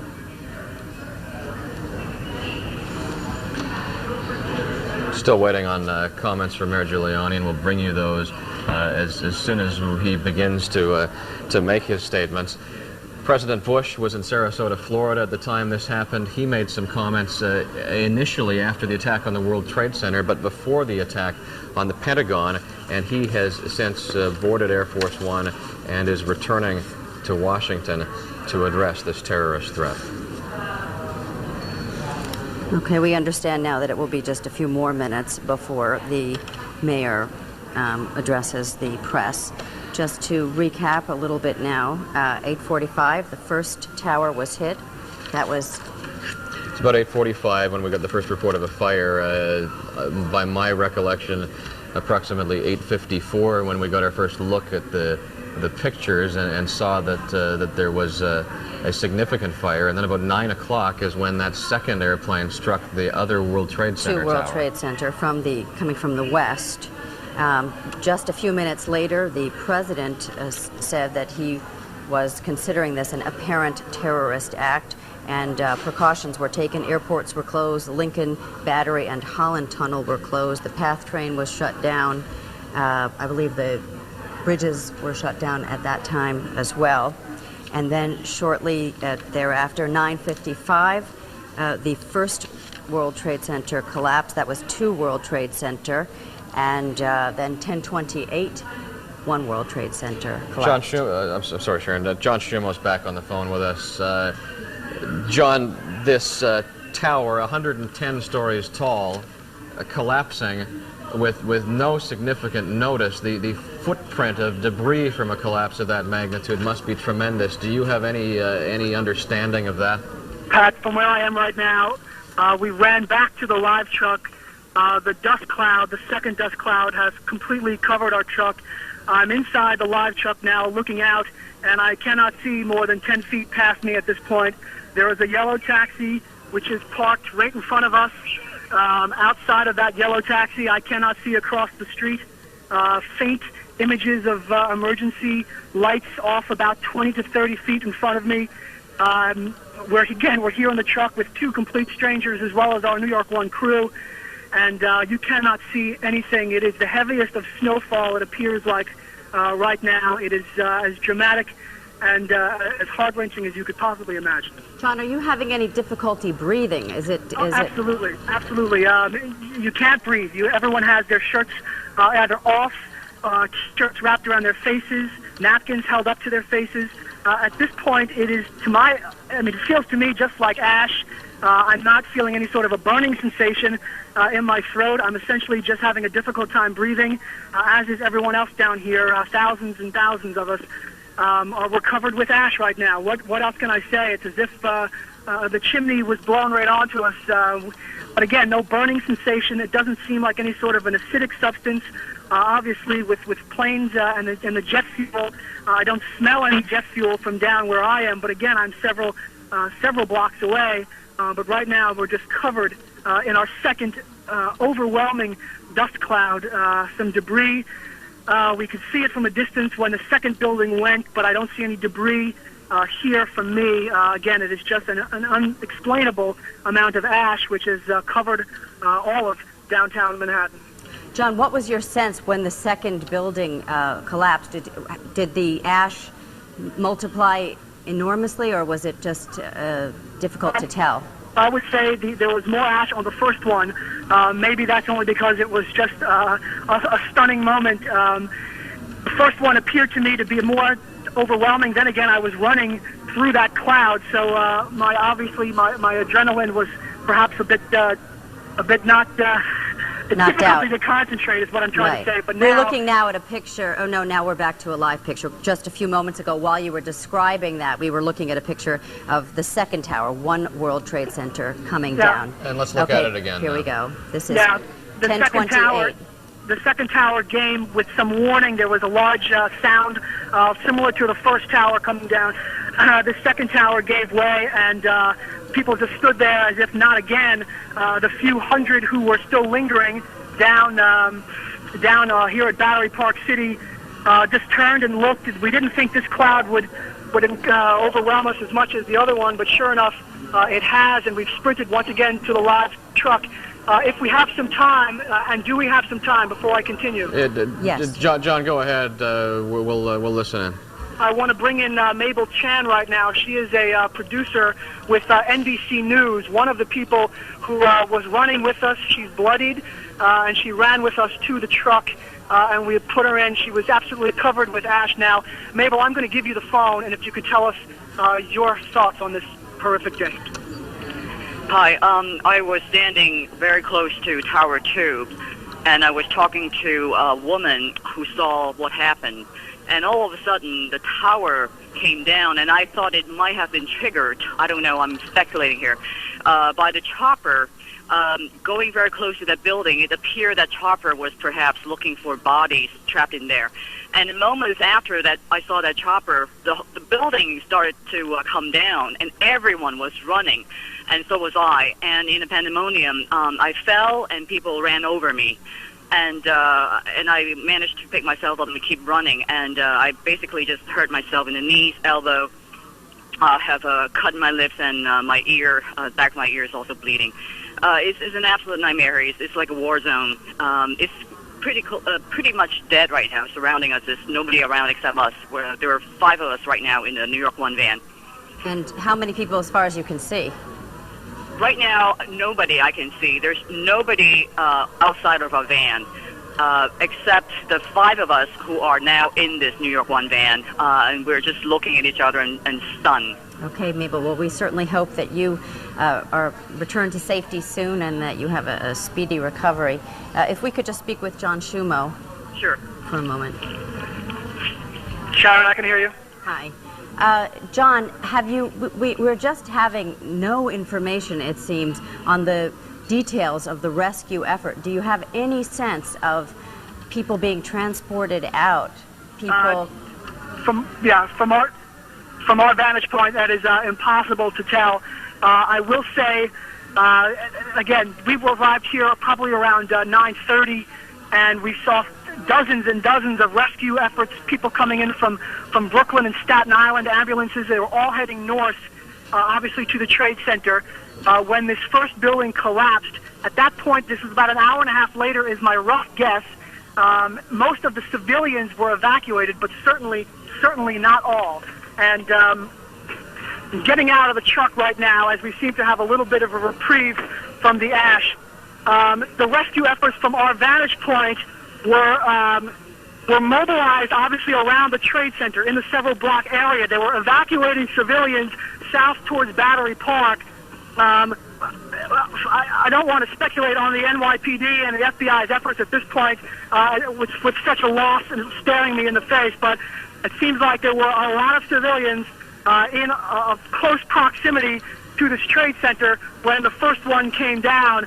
After that came down, it's like a ghost land out here with the dust and the soot flying around. When the second one came down, I saw nothing but emergency personnel running from the scene. Fire department, as well as some police officers emerged, just absolutely covered with soot head to toe.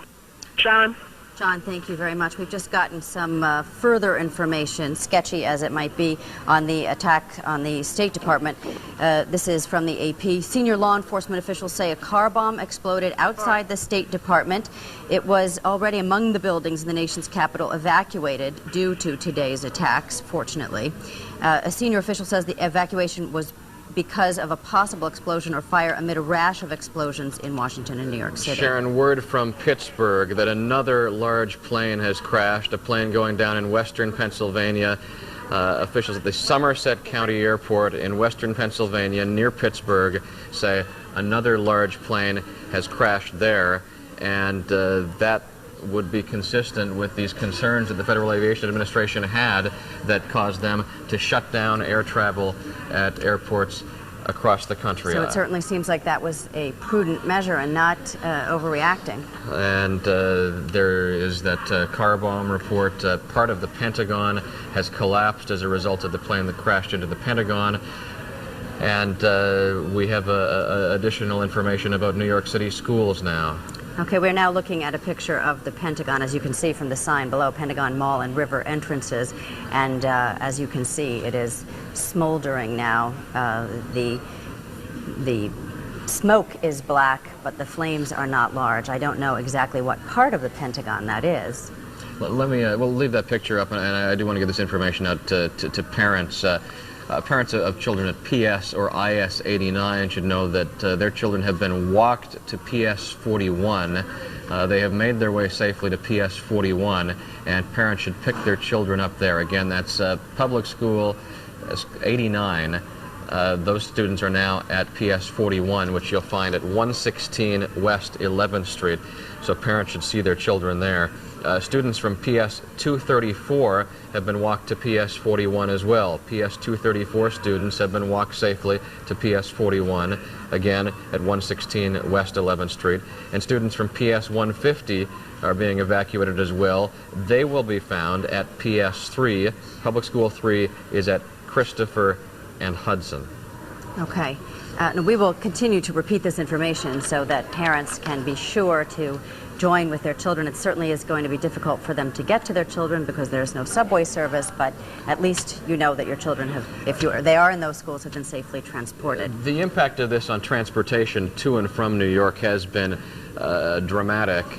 Planes that were headed for New York City or Washington were diverted to Canada to try to establish a safe landing in Canada. We have the tunnels closed, the subway system is shut down, commuter rail, Metro North, Long Island Railroad, and so forth is all shut down. New York One's Kristen Shaughnessy back on the telephone with us from the area near the World Trade Center. Kristen?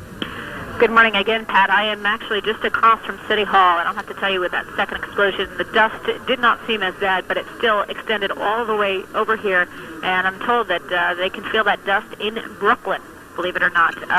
It's basically just, it was skirting across the ground, and you could just see people covered.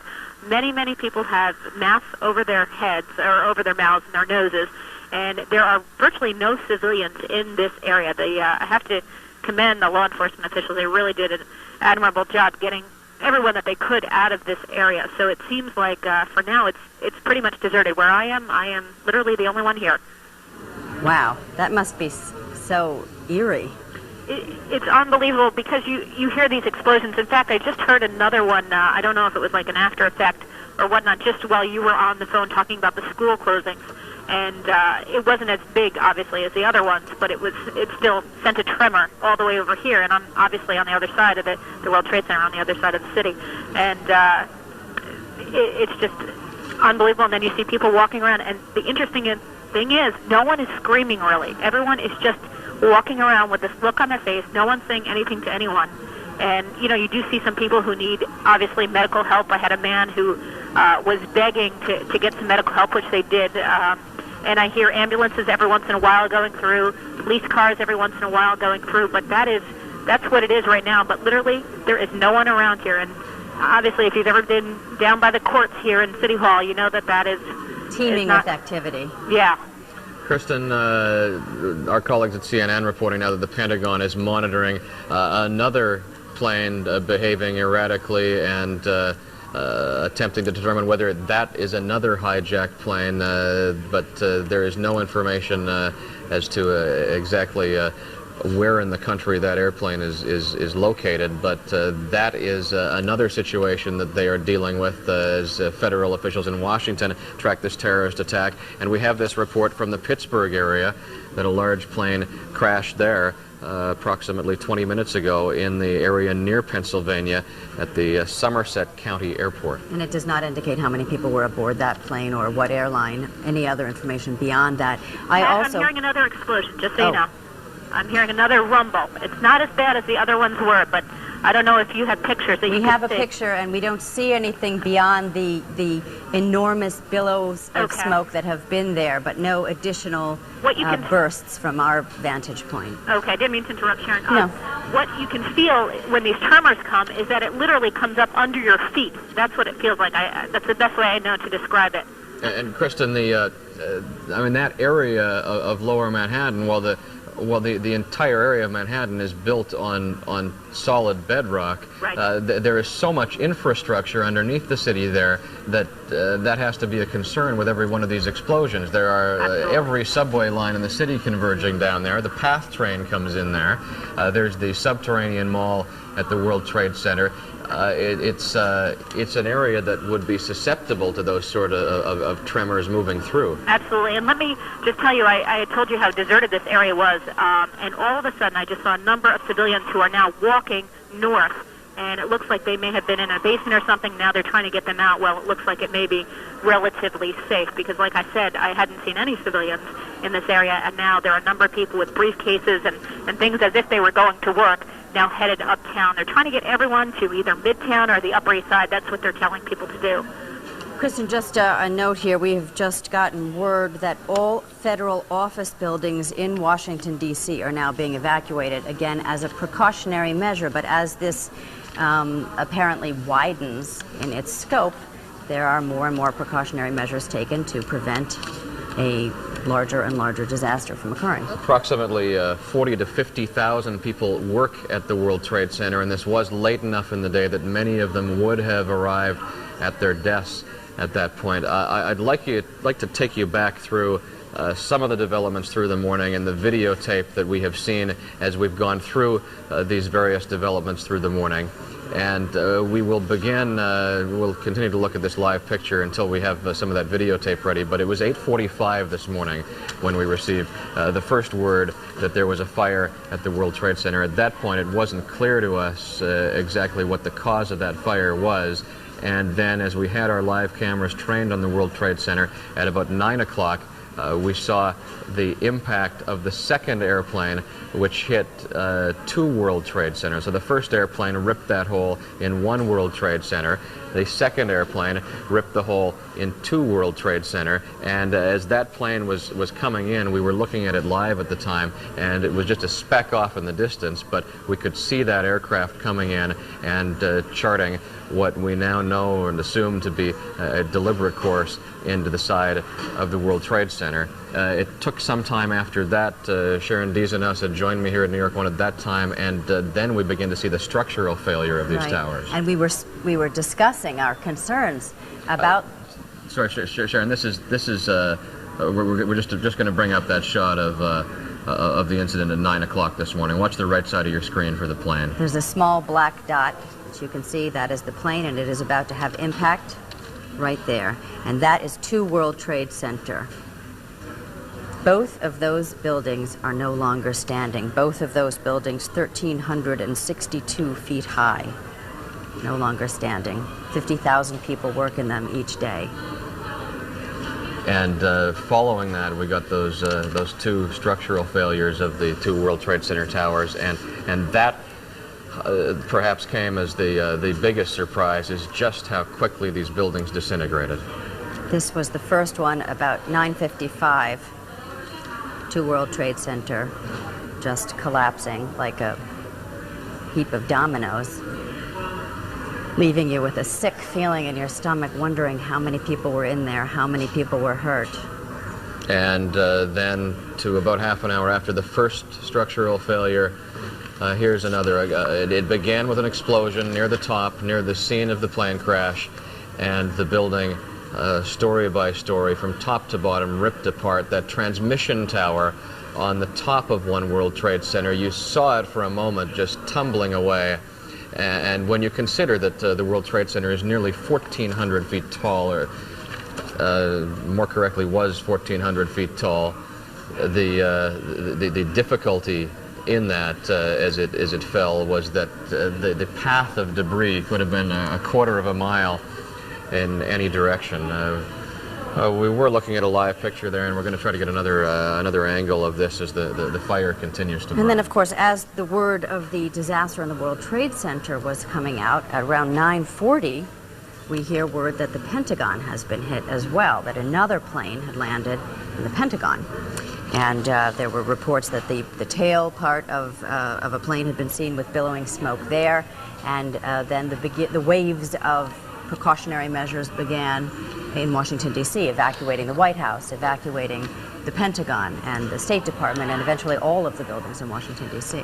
In some ways, this is the least of our concerns now, but this, of course, is primary day in New York City. We have just received word that election has been canceled or at least postponed, so there is no need to go to the polls today. They are going to make some sort of contingency to have that primary election on another day, and the city will turn its attention to the tragedy at the World Trade Center instead. Just in terms of trying to function today, you should know that subway service in New York City has been canceled. Of course, all air service in and out of New York City across the country has been canceled until further notice by the FAA. Earlier, of course, they started out by canceling service at LaGuardia and JFK, but this has sort of widened in its scope in terms of actual problems, actual devastation, and in terms of precautionary measures to contain the devastation. Is this a live picture that I'm looking at here? Okay, this is tape from earlier. I guess we can see there that it was at the time that at least one of the World Trade Center towers was still standing. And we just, from the shots that we've seen, we actually don't know if there is anything to speak of left of the two World Trade Center towers. We know that there's nothing that's tall enough that it's above the skyline of the rest of the buildings in Lower Manhattan there, and you can see that smoke that is continuing to pour from the area, but much of it now is the cloud of dust, and we have returned to a live picture. This is a live picture once again. That cloud of dust is going to take a tremendous amount of time to settle, and at that point we may have some better sense of the damage, and you can imagine the difficulty that the firefighters that have got into the area there have in working through that cloud of dust, because it is such a harsh environment for them, even with their breathing apparatus. Those air tanks last a few minutes, and we are now a full 2 hours into this. Now, I understand that we have our news director, Peter Landis, in Midtown now with some reports on the telephone. Peter? Hi, Sharon and Pat. I'm not hearing you very well, a lot of breakup, but I can tell you that right now I'm on 46th Street. I just veered off 11th Avenue because traffic is at a standstill.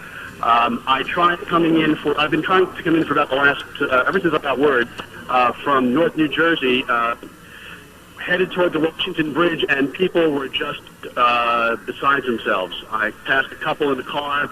The wife was hysterical, basically, and the husband pretty much was too. Big sign like I've never seen before that was lit up says George Washington Bridge closed, state of emergency. Lots of rumors, people, some of which I don't know will turn out to be true, and I don't want to repeat them now here on the phone. But basically just lots of people disbelieving, looking at first at the smoke billowing from the Trade Center, then a short while later looking back and seeing just smoke and seeing the Trade Center is gone. I did not actually see them collapse. Peter? I'm sorry, we're going to have to interrupt you for just a moment. We have the mayor in a live news conference. If you could just stand by. Go ahead. Oh, he's on the phone. I'm sorry. Is the mayor speaking to us? Mayor Giuliani, can you hear us? Mayor Giuliani? Is it? Okay, we understand he is coming momentarily on the telephone. And Mayor Giuliani, are you with us on the telephone? Yes, we are going to hold for a moment. The mayor will be with you momentarily. Okay. Okay. We'll just keep the line open and wait to hear Mayor Giuliani's voice if he can join us here. Again, New York City Mayor Rudolph Giuliani has been in the area near the World Trade Center and standing by to speak to us. Okay, let's just use this time, this opportunity once more to describe what parents can, to put some parents' minds at ease. Students from PS 234 have been walked to PS 41. Students from PS 150 have been walked or are being walked to PS 3, located at Christopher and Hudson Street. Hello? Hello? Who's this? It's Pat Kernan and Sharon Deasenhouse on the Hi, Actor Pat. desk. We are going to put the mayor on momentarily. Thank you. Sonny Mandel. Okay. He's currently, I believe he's on the phone with the governor right now. Okay, All Sonny, right. while you do that, we will continue to let Please people just know interrupt about us, Sonny. schools. Yeah. Okay, PS and IS 89 are being walked over to PS 41 as well.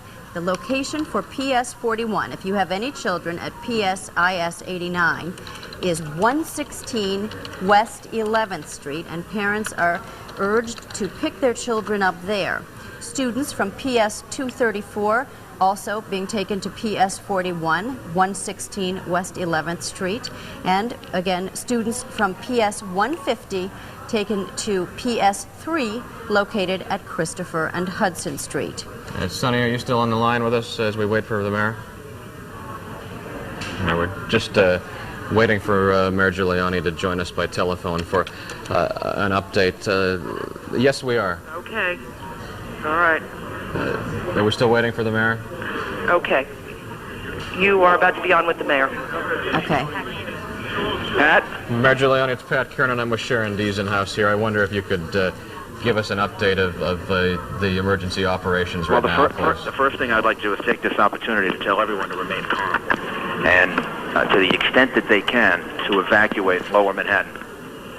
Walk north. If you're in Lower Manhattan, walk north and get above Canal Street. Things will be a lot safer. We have as many police personnel and fire personnel as we can spare down there, and they'll help direct you out. But try to get out of Lower Manhattan. Mayor Giuliani, we should stress, is there any immediate threat? This should be an orderly, calm evacuation at this point. Right now, everyone should, other than Lower Manhattan, where people should evacuate, and the police and fire will help you, everybody else should remain calm. They should remain at work or in school. We don't want them all out there crowding things and making it difficult, because we're going to be moving people around to hospitals all over the city, and we need as much order as we possibly can get. Mayor Giuliani, do you have any sense of the order of magnitude of injuries and deaths? I do not, except to say that it's horrendous. I was down there and watched it and saw people jumping out of the World Trade Center. It's a horrible, horrible situation. I think right now what we have to focus on is saving as many of the people as we can save at this point and trying to bring some order to this. And then maybe later on we'll have a better sense of the magnitude of it. We have a lot of police officers, a lot of firefighters, a lot of emergency personnel that were down there. And the thing to do now is to evacuate Lower Manhattan in an orderly way. Just get above Canal Street, and then this way we'll have the space and the room for the ambulances and everyone else to operate. We're going to try to get subways down into Lower Manhattan so that people can take the subway out. The subway, and we should have further information about that in a little while. That might help alleviate some of the pressure in Lower Manhattan. We've been in contact with the White House and asked them to secure the space around the city. They've been doing that for at least the last hour and a half. I've spoken to the governor several times, and the governor and I agree that the election today should be canceled. Yes. Mayor Giuliani, the election will, as soon as we can, we'll figure out an alternative date for it, but we need all the police personnel and everything else that we can to focus on the evacuation effort. Absolutely. Mayor Giuliani, do you have any sense of what the status of the bunker is? Is it at all operational? That is right in the middle of both the police department, and that area is all cordoned off. We've moved city government to the firehouse in Greenwich Village.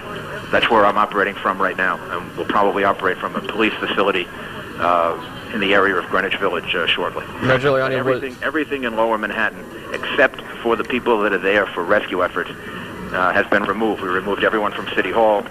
We removed everyone from the police department other than the most necessary communications personnel. And we've moved up above Canal Street. And that's what we're urging everyone to do. We literally walked out and helped walk people out. And we're urging them all to get above Canal Street so that we have the fewest number of people down there possible, and just those down there for the rescue effort. Mayor Giuliani, what extent did we have as far as warning that this was happening? Was there any indication? As far as I know, there was no warning. There was no one made a threat. There was no warning.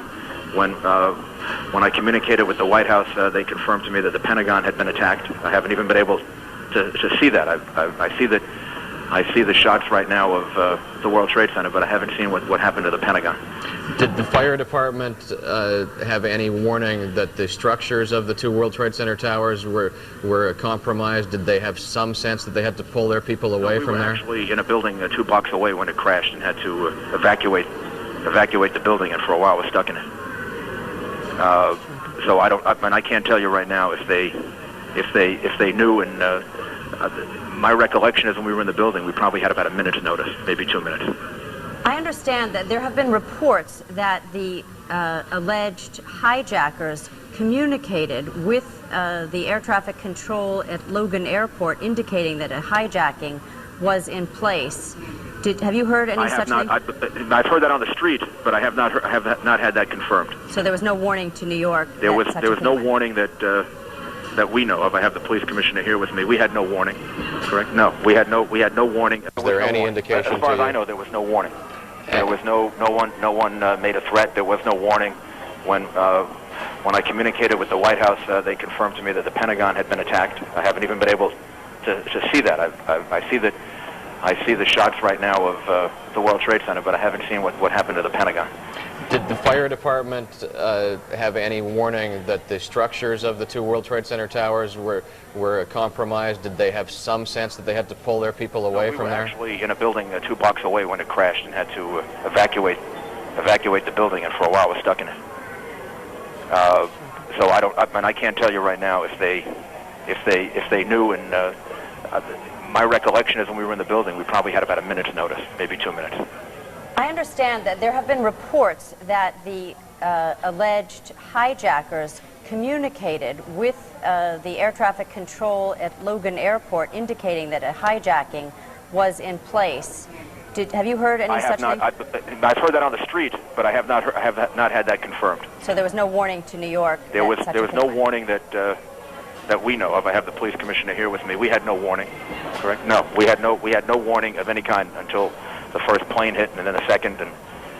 Mayor Giuliani, since we have New Yorkers listening, and obviously their thoughts are with the people who are down there. Urge them to remain calm, to remain at home, or to remain at their place of business, unless they're in Lower Manhattan. By that I mean south of Canal Street. If you're south of Canal Street, get out, walk, and walk slowly, carefully. There are plenty of police around, but just walk directly.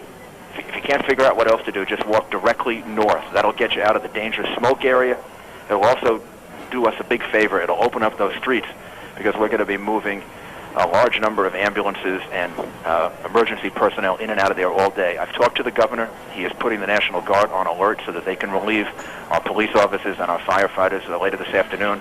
And we've asked the federal government for help from the Urban Search and Rescue Team. So right now, we're using all of our police and firefighters and emergency personnel to help the people down there. Later on, we're probably going to need reinforcements. Mayor Giuliani, I realize that it must be more than a chaotic situation, particularly since the bunker has been compromised and cordoned off. But can you give us any sense? There are so many people watching now who must have loved ones down in that area and are concerned of the systematic... My heart goes out to them. I've never seen anything like this. I was there from shortly after it happened and saw people jumping out of the World Trade Center. It's a horrible, horrible situation. And all that I can tell them is that every resource that we have is attempting to rescue as many people as possible, and the end result is going to be some horrendous number of lives lost. I don't think we know yet, but right now we have to just focus on saving as many people as possible. Can you give us a sense of if there is in fact some system being implemented, what that system is, and where people are being taken? People are triaging. People are being taken to every area hospital possible, even virtually within minutes. I drove down right past St. Vincent's Hospital, and I could see them actually on the street ready to take people, and that was within minutes of the first airplane hitting the World Trade Center. So the hospitals are ready. We'll be moving them to all different area hospitals, triaging them. The main thing is having those streets open so that we can get people in and out of the southern part of Manhattan as quickly as possible, so that we can move them, to hospitals all over the city. And Mayor Giuliani, we'll let you. In place, they're doing it. We just need the cooperation of people in getting out of there. We'll let you get back to the operations there, and we do appreciate you taking the time for us here. But once again, the only thing to do now is to remain calm and try to assist in the rescue effort. Thank you. Now let's pray. All of us. Thank you. Thank you again, and we hope to speak with you later on in the day. Mayor Rudolph Giuliani with an update, and again his plea for an orderly evacuation of the area of Lower Manhattan surrounding the World Trade Center. He did not indicate any additional security threat there, but rather just wants the opportunity for the police, fire, and ambulance crews to get in and out of the area as efficiently as possible. So on that basis, the mayor has asked the people who are in the area, who are able to walk north and get up into the areas into Midtown, should do so in an orderly fashion. Right. One of the more concerning things that he said or didn't say was that it was very difficult to get him to enumerate what the structural plans were for sort of evacuating people, and he had no sense of the order of magnitude of numbers of people who were injured, numbers of people who had been transported, numbers of people who were in the building at the time. So these things we must wonder about and will be concerned about throughout the day until we get that information. Simply a chaotic scene there, and the mayor described how unexpected all of the developments on this were. Speaking to the police commissioner who was at his side as he spoke to us live on NY1, Mayor Giuliani said that there was no warning that this attack on the World Trade Center was about to occur. There was no warning that the second attack was about to occur, and then once the fire and police personnel moved in and thought they were dealing with a fire that was confined to the top of the World Trade Center towers, they quickly heard that next explosion, and the structure of the two towers was compromised, and in relatively quick succession the two towers ripped apart, one of them at about 9:35, as I recall, and the second one at about 10 o'clock this morning. 10:30, 10:28.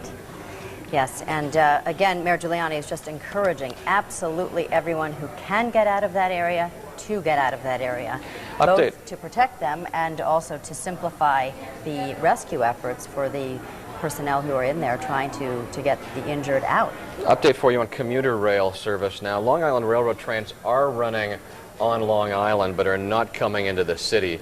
They are stopping them before they get to Brooklyn.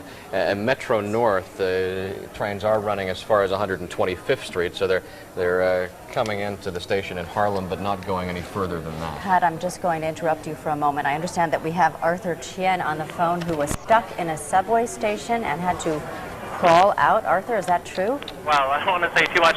Let's put it this way. What happened, we were told, on the subway system, I'm down at Spring Street along the 456 line, was that AC power went out. This is approximately an hour ago. And you have a number of trains, people trying to head down, either down to the Fulton Street area or through the Fulton Street area. Now, when we first got on the train, give you an idea, at around 9 o'clock is when I got the call to head down there, and I thought that by going underground it might be faster. We were warned that the trains would not be stopping at Fulton Street. That's obviously before the towers collapsed.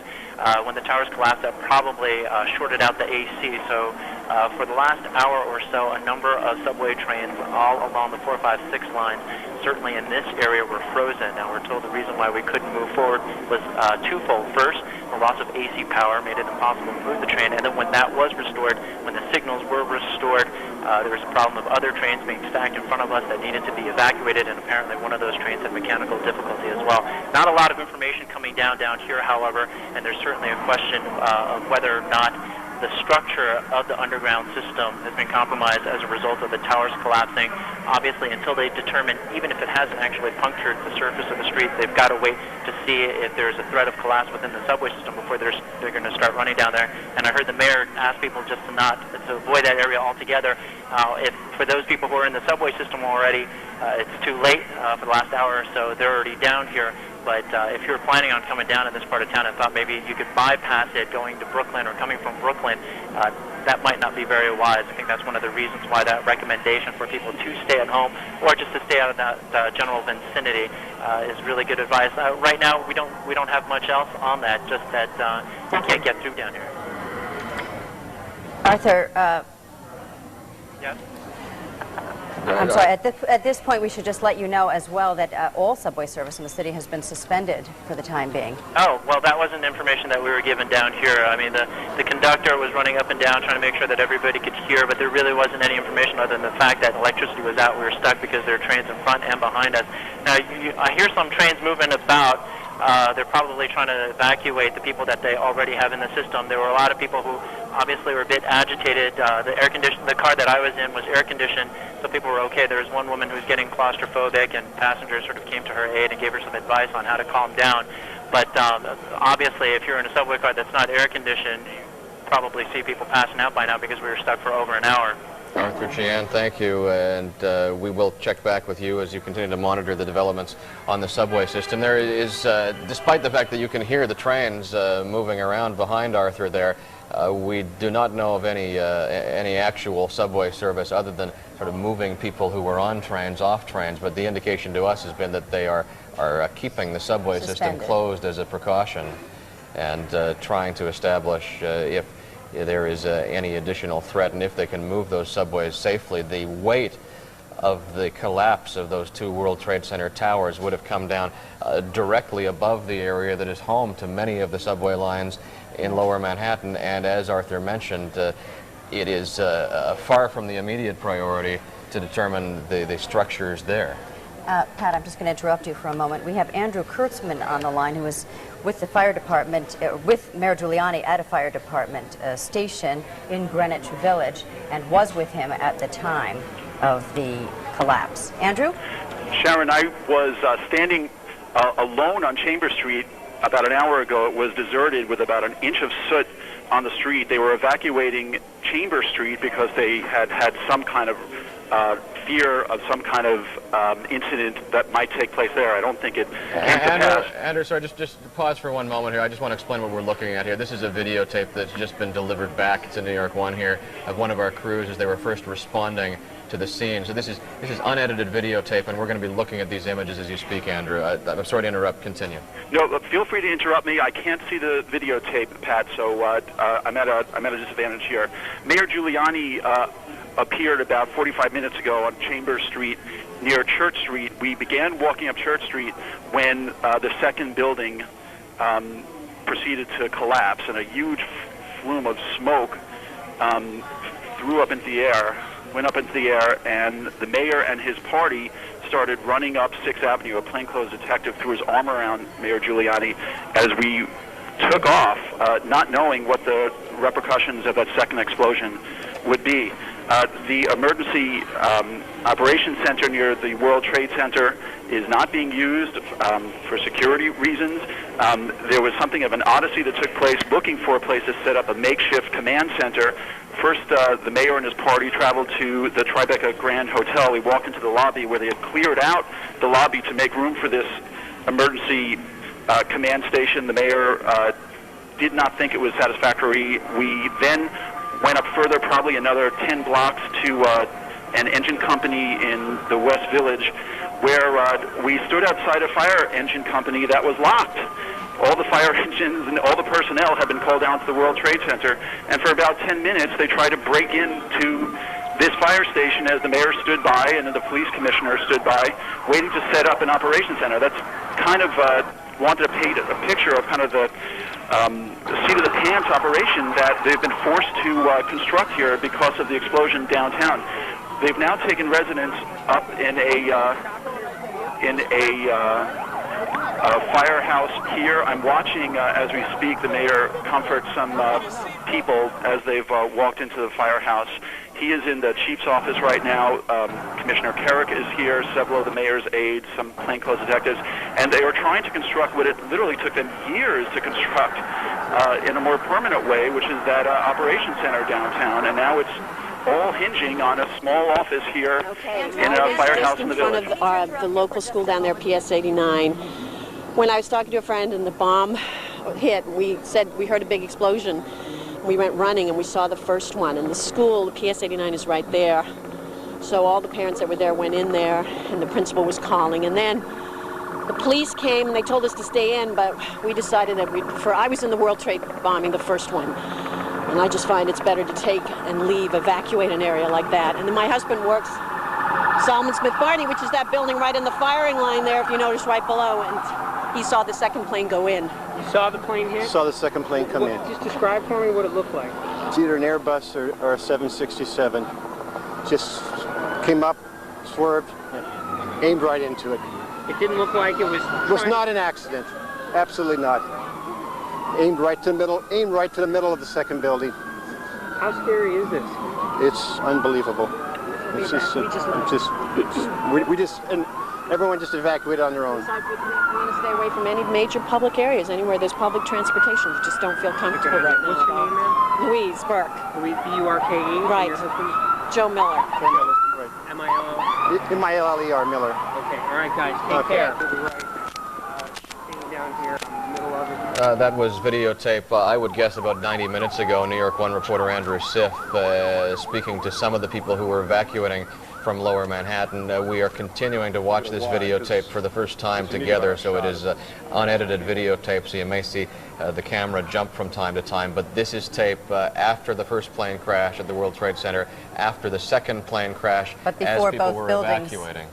Had collapsed. You can still see two standing World Trade Center buildings. On the left side of your screen, you're looking at the live picture from that scene now, and you can see the contrast between the two pictures. The World Trade Center buildings no longer standing, a massive amount of dust and debris in their place in Lower Manhattan. And do we have this? Okay, I understand now. We had a chance to speak with Mayor Giuliani just a few moments ago. Here is what he had to say. To the extent that they can, to evacuate Lower Manhattan. Walk north. If you're in Lower Manhattan, walk north and get above Canal Street. Things will be a lot safer. We have as many police personnel and fire personnel as we can spare down there, and they'll help direct you out. But try to get out of Lower Manhattan. Mayor Giuliani, we should So obviously Mayor Giuliani trying to get people out of the area in order to help the personnel to remove those who have been injured, and in order to be able to do their job as they must do. Also, we didn't hear this, Mayor Giuliani calling for calm.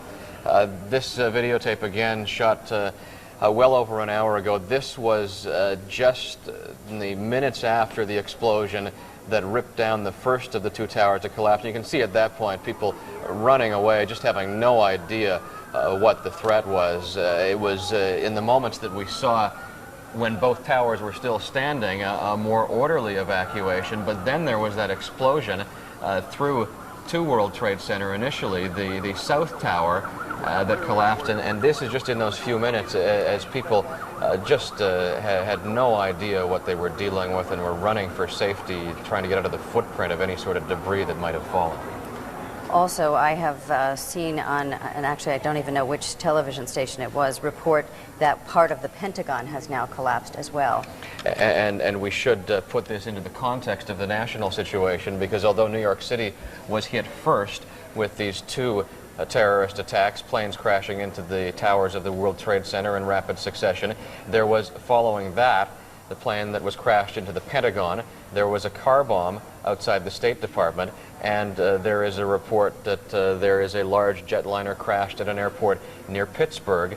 That one appears, from what we're seeing, to have not been targeting a building, but still we need to get information on what's been happening at that area. We are now looking at a live Pittsburgh. picture of the Pentagon. You can't tell exactly what area has collapsed. Obviously, it is on the other side of the Pentagon from our perspective. Again, an eerily, sickeningly familiar sight of billowing smoke. Now we're back here at the World Trade Center area. A disaster of, I would say, unprecedented magnitude. I mean, I simply can't can't think of a news story of this this magnitude and a disaster. This is the videotape when only one of the two towers remained standing, and you can watch here. I think the explosion is about to occur as we watch this videotape. The fire was burning. They had moved in personnel in the area to try to fight the fire, but what was unknown to everybody was just how fragile the structure of the World Trade Center was.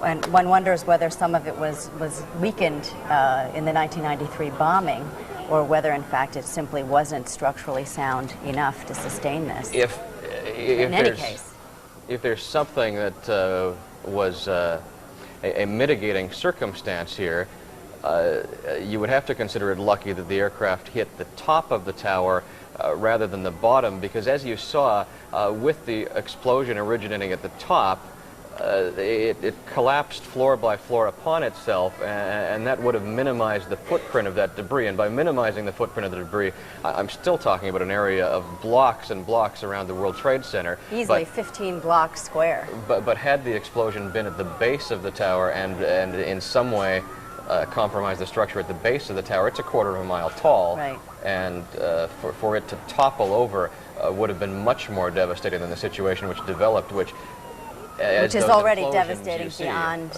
imagination. Right. I mean, we must be grateful to some extent for what didn't happen, but what has happened is unfathomable.